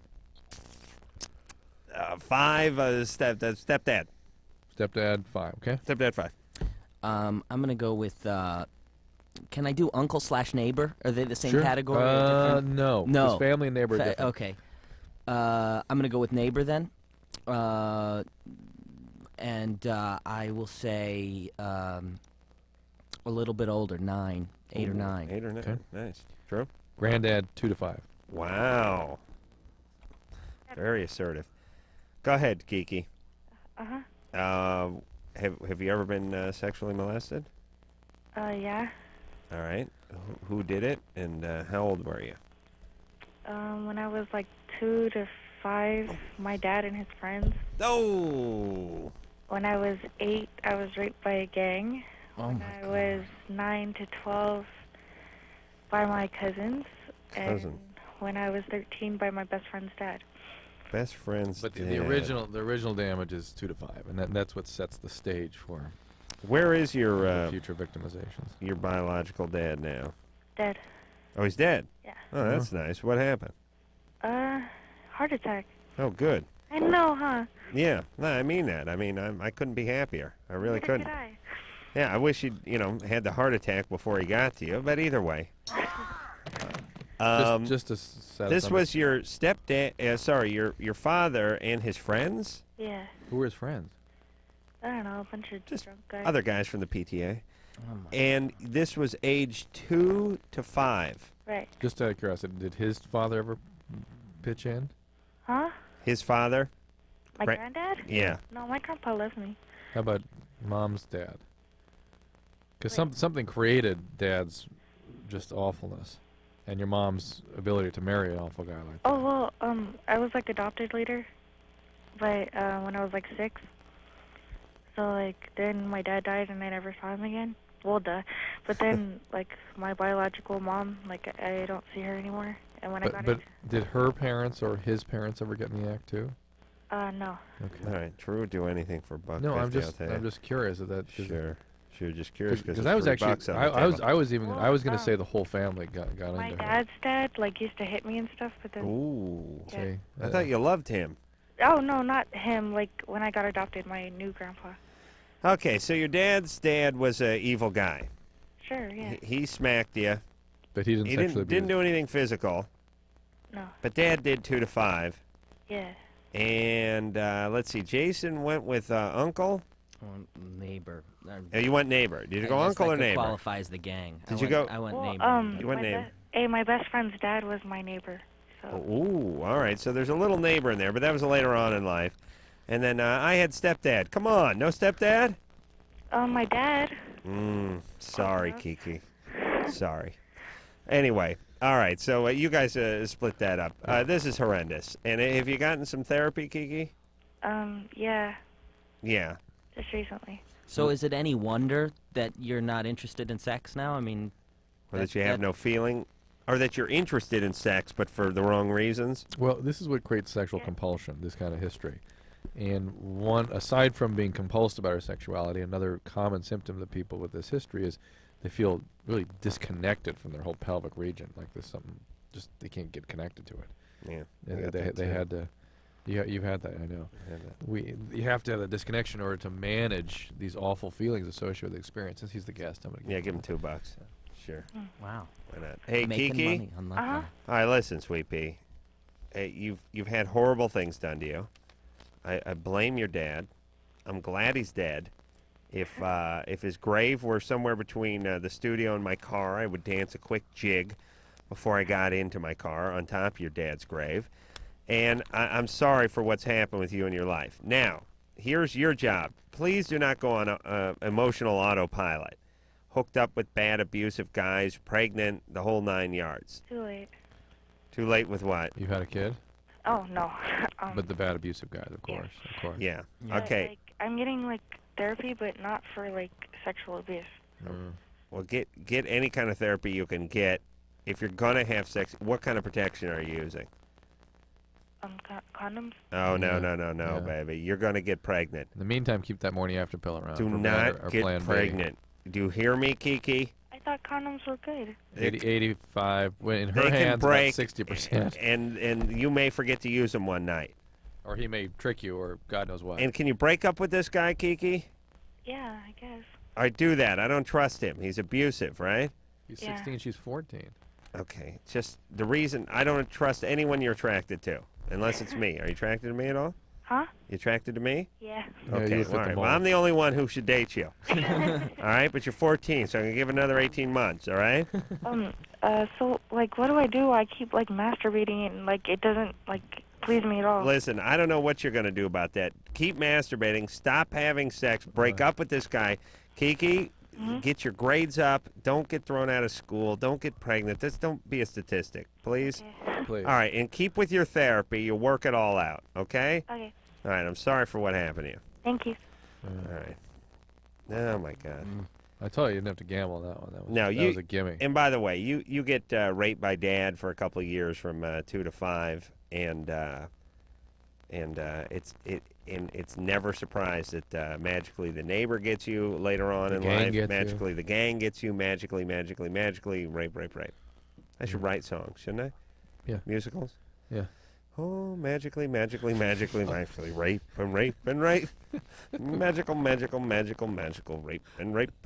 with the gang. Send and the protest letters now. Will go. Yeah, I should write children's songs.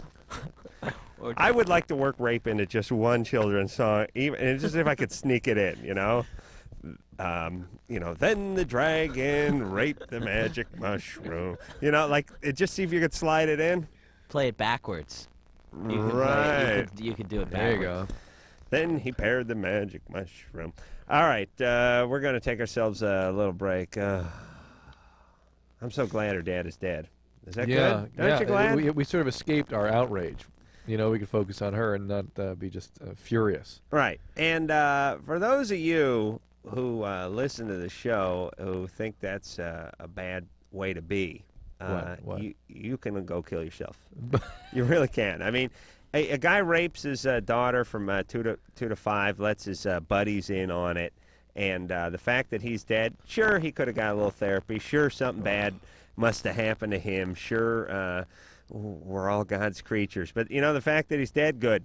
That's a good thing. Yeah. That is a good thing. We can all do without him. That's right. Because listen to me, everybody. Whenever you think about somebody that you have some compassion for, whether it's some murderer who's in prison or some father who raped his whatever, here's what you have to do, and here's the question you have to ask yourself. What would you want for him if it was your daughter, if it was you? If your daughter was the one whose house this guy broke into, raped, and murdered? That's when you can make your decision over whether he should live or die or whatever justice is. Not when you're sitting up in your ivory tower. When it's happening to you, then you can make that decision. And I know across the board those people wish this person was dead, and that's their prerogative, and I'm not going to try to change that feeling for them. That's the way I feel. I mean, how can you do that? You know what I mean? How can you protest some prison after, in front of some prison that's going to execute some guy after the guy's killed nine daughters and your daughter's off at college somewhere doing a beer bong right now? Do you know what I'm saying? Yeah. I mean, isn't that sort of the height of ego in a way? Hey, Thomas Jefferson felt that societies could not survive if they lose the ability to punish. That's right. I want to punish the innocent too. I don't stop with the guilty. I keep going. It's the difference. Everyone but me, Jason, and maybe Drew. We'll see how it goes. We'll be back. LoveLine, 1-800-LOVE-191. Back in a minute. Well, it's worth hearing.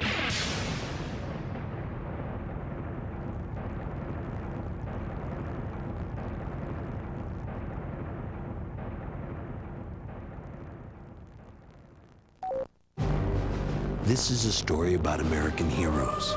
They changed quite a few lives last year. Jorge Vasquez put out fires, but no, he's not a firefighter. Philip Dale discovered several new stars. Oh, he's not an astronomer. And Elaine Capobianco, she saved a child from drowning, but she's not a lifeguard. They're teachers, but to the kids they've reached, they're heroes. I'm a teacher. The children are the heroes. We're not just teaching subject matter, we're teaching human beings. I am tough as nails, but they know that I love them. I mean, we've got a legacy that follows behind us forever. Teachers have the power to make an impact on our future. California will need about 250,000 more of them in the next 10 years. Reach for that power. Teach. Call 1-888-CAL-TEACH now. A public service message brought to you by CalTeach, the Ad Council, and this station. Okay, so I'm a teenager, right? And everyone's so quick to judge me. On the outside, I may look like...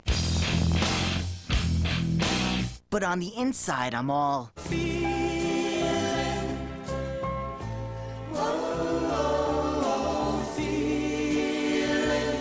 Just because I look like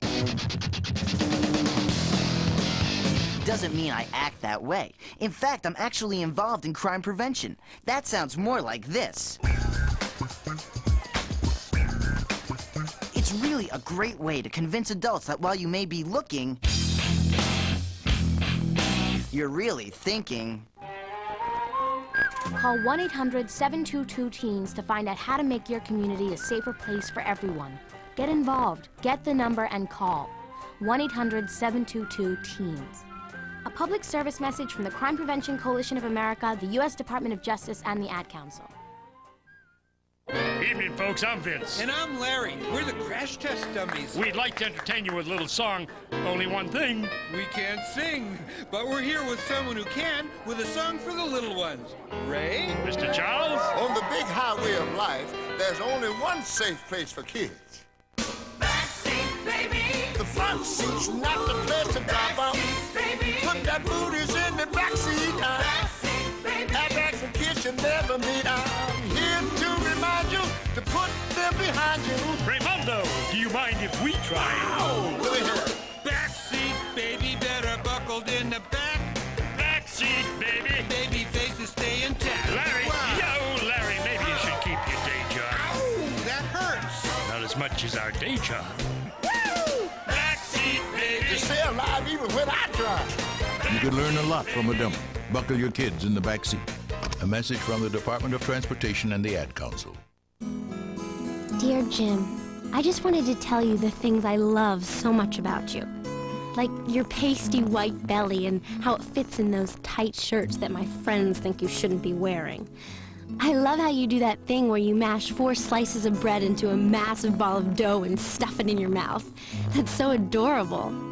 And what about when you tell those same jokes from reruns that you've seen over and over again? They make me laugh every single time. Other guys play sports or go running or do something outside, but not you. You're different. Guys, rest assured you will never in your life meet a girl like this. P.S. I can't wait until we cuddle in front of pro wrestling all day this Saturday. I hear it's a steel cage Texas death match. Get some exercise. Get up. Get out. A public service message brought to you by the Ad Council and the President's Council on Physical Fitness and Sports.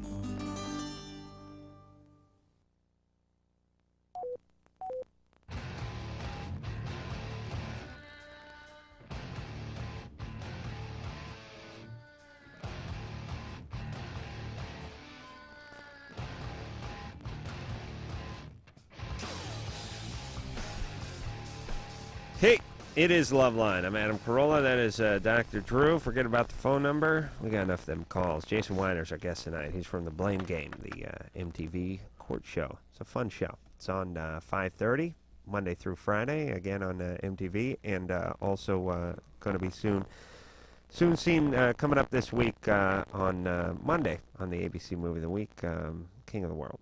That is the Muhammad Ali star. Sorry. And tonight, I'm on LoveLine. Which is like I was saying, it's just a huge deal for me.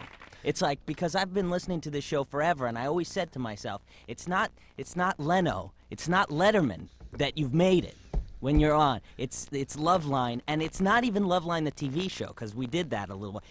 It's this studio. But now, having arrived here, now he's pissed. Now my illusions have been shattered. It's that you guys stroll in here a minute before we do the show.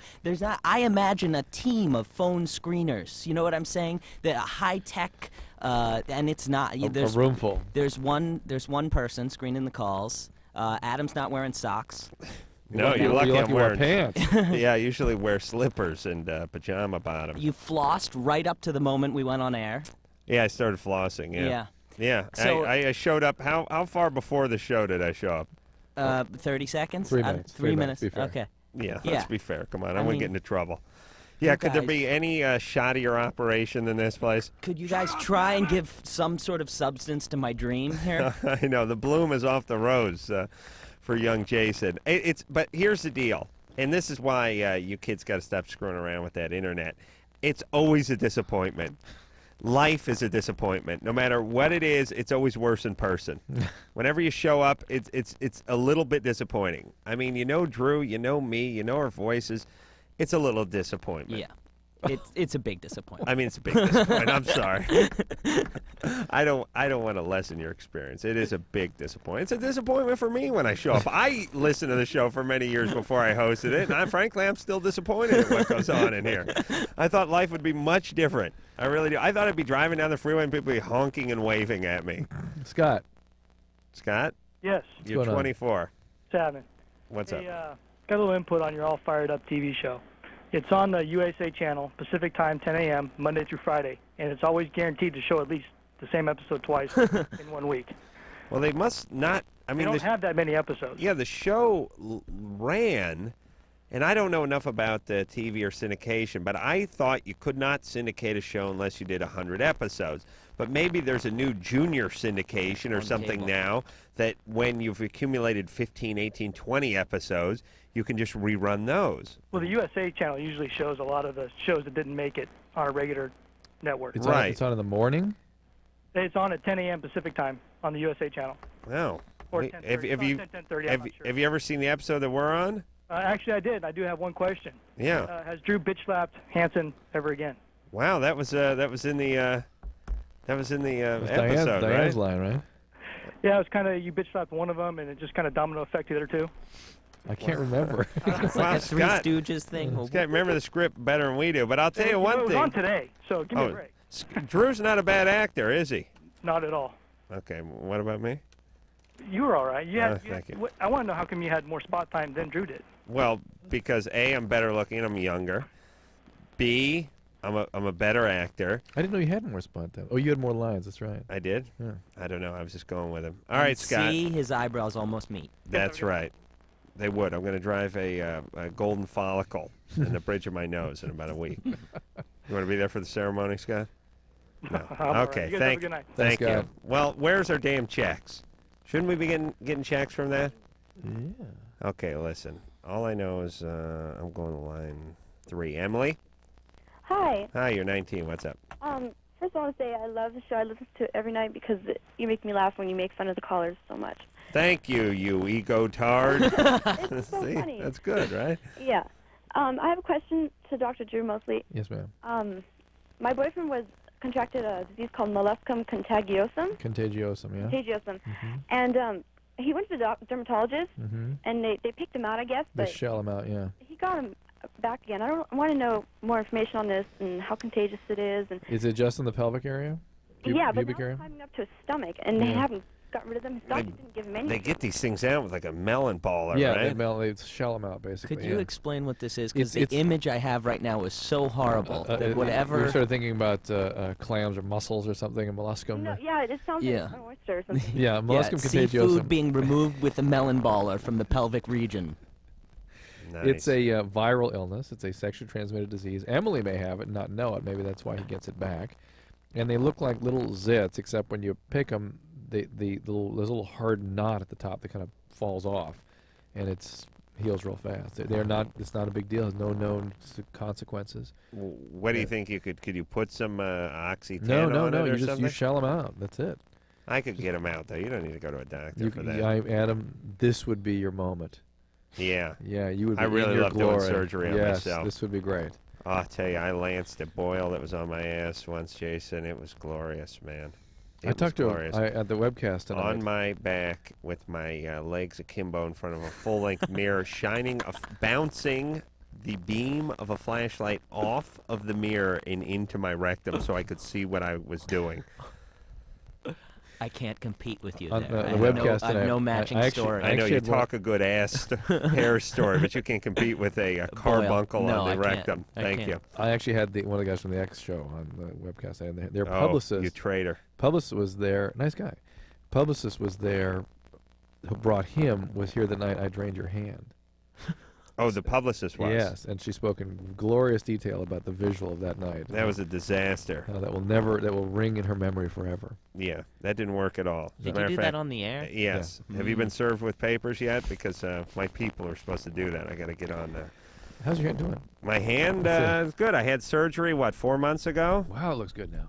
Thank you. Okay, now hold on. Let me say something. Doctors do a lot of serious prodding, physical prodding. and emotional. But doctors think it's okay for them to grab stuff on you that's very tender, that other people wouldn't dare touch, or if they, people hit me in the elbow, they go, "Oh, I'm sorry."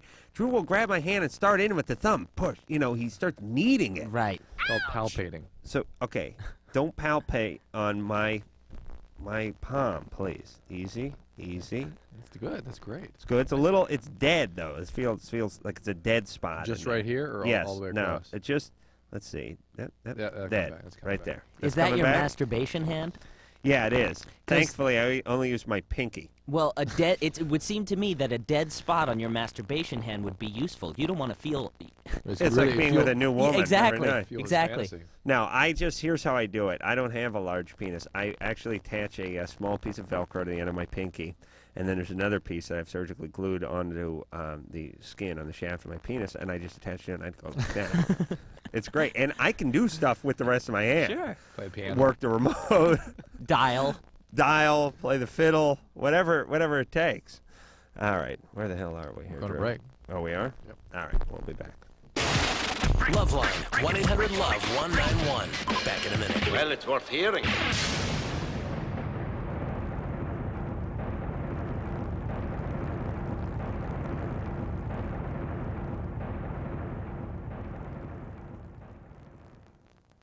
These are the sounds of today's kids.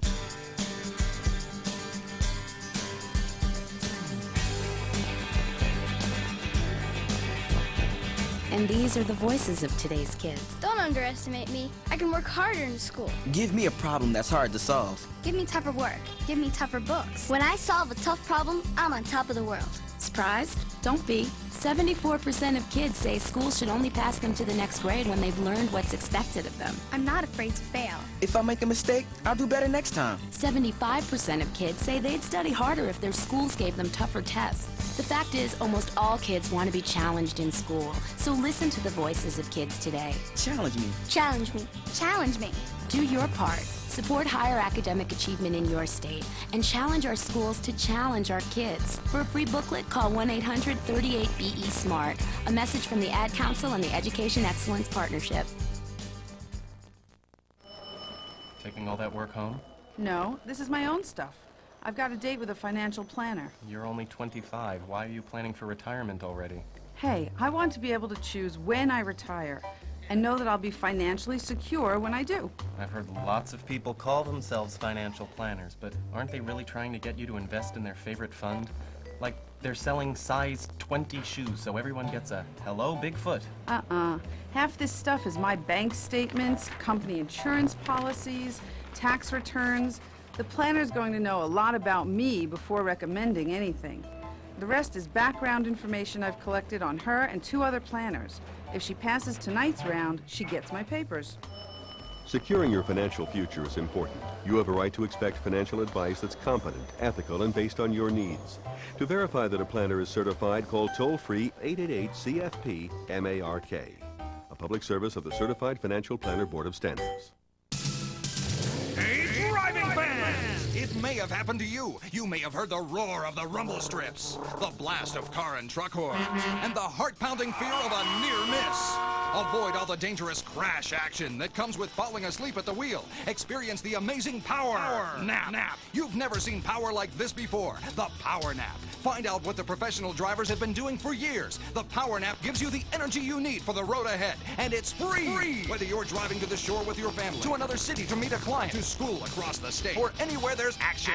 The Power Nap is your ticket to revitalization. Experience the Power Nap at a rest stop near you. Just pull in, find a safe, well-lighted spot to park, turn off the key, and close your eyes. In just 20 to 30 minutes, you'll have the energy you need to drive safely for miles. So don't push it, park it, and feel the power of the Power Nap. A wake-up call to all drivers from the U.S. Department of Transportation and the American Trucking Association. It's nearly 6 a.m. and we're at a rest stop talking to travelers. Excuse me? Yes. Have you ever heard of circadian rhythms? It's like a Latin band, right? Not quite. Do you know what circadian rhythms are? It's when the stars all align and their energy creates... No. How about you, sir? Huh? Circadian rhythms.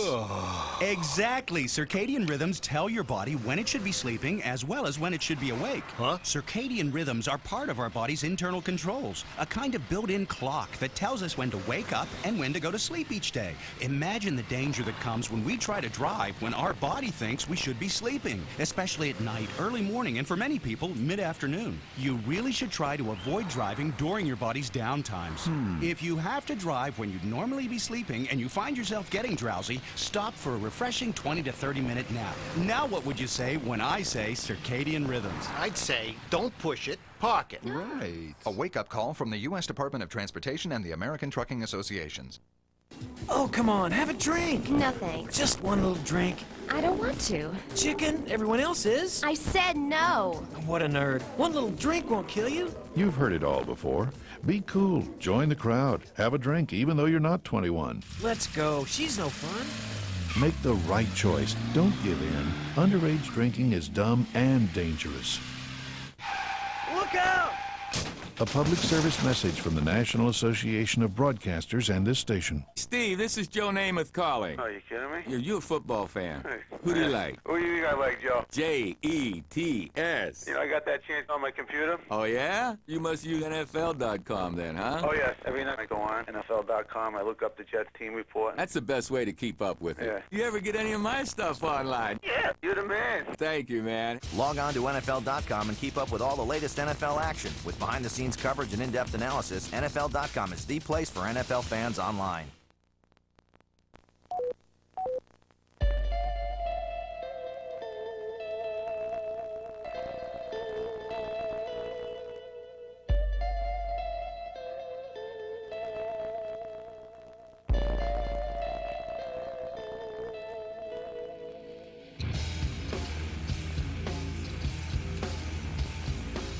Hey, there we go. Mic's on. But it's not for long. All right, I want to thank Jason Weiner for coming in. Real nice guy, and it's kind of like the Make-A-Wish Foundation. Except for the kid's pissed off. He's dying of cancer, didn't get anything. Always a disappointment. All right, the Blame Game, Monday through Friday, 5:30 MTV, and of course, King of the World, the Muhammad Ali story coming up this Monday on ABC, 9 o'clock. Thanks for making a fantasy almost come true. Thank you. And until next time, this is Adam Carolla for Dr. Drew saying mahalo. Obsessed with anal sex. Well, now. This has been LoveLine. The stuff expressed on LoveLine is not necessarily the stuff of the staff, management, sponsors, or anyone else, including Westwood One Entertainment. LoveLine is produced by Ann Wilkins Ingold. Now, please enjoy these birds.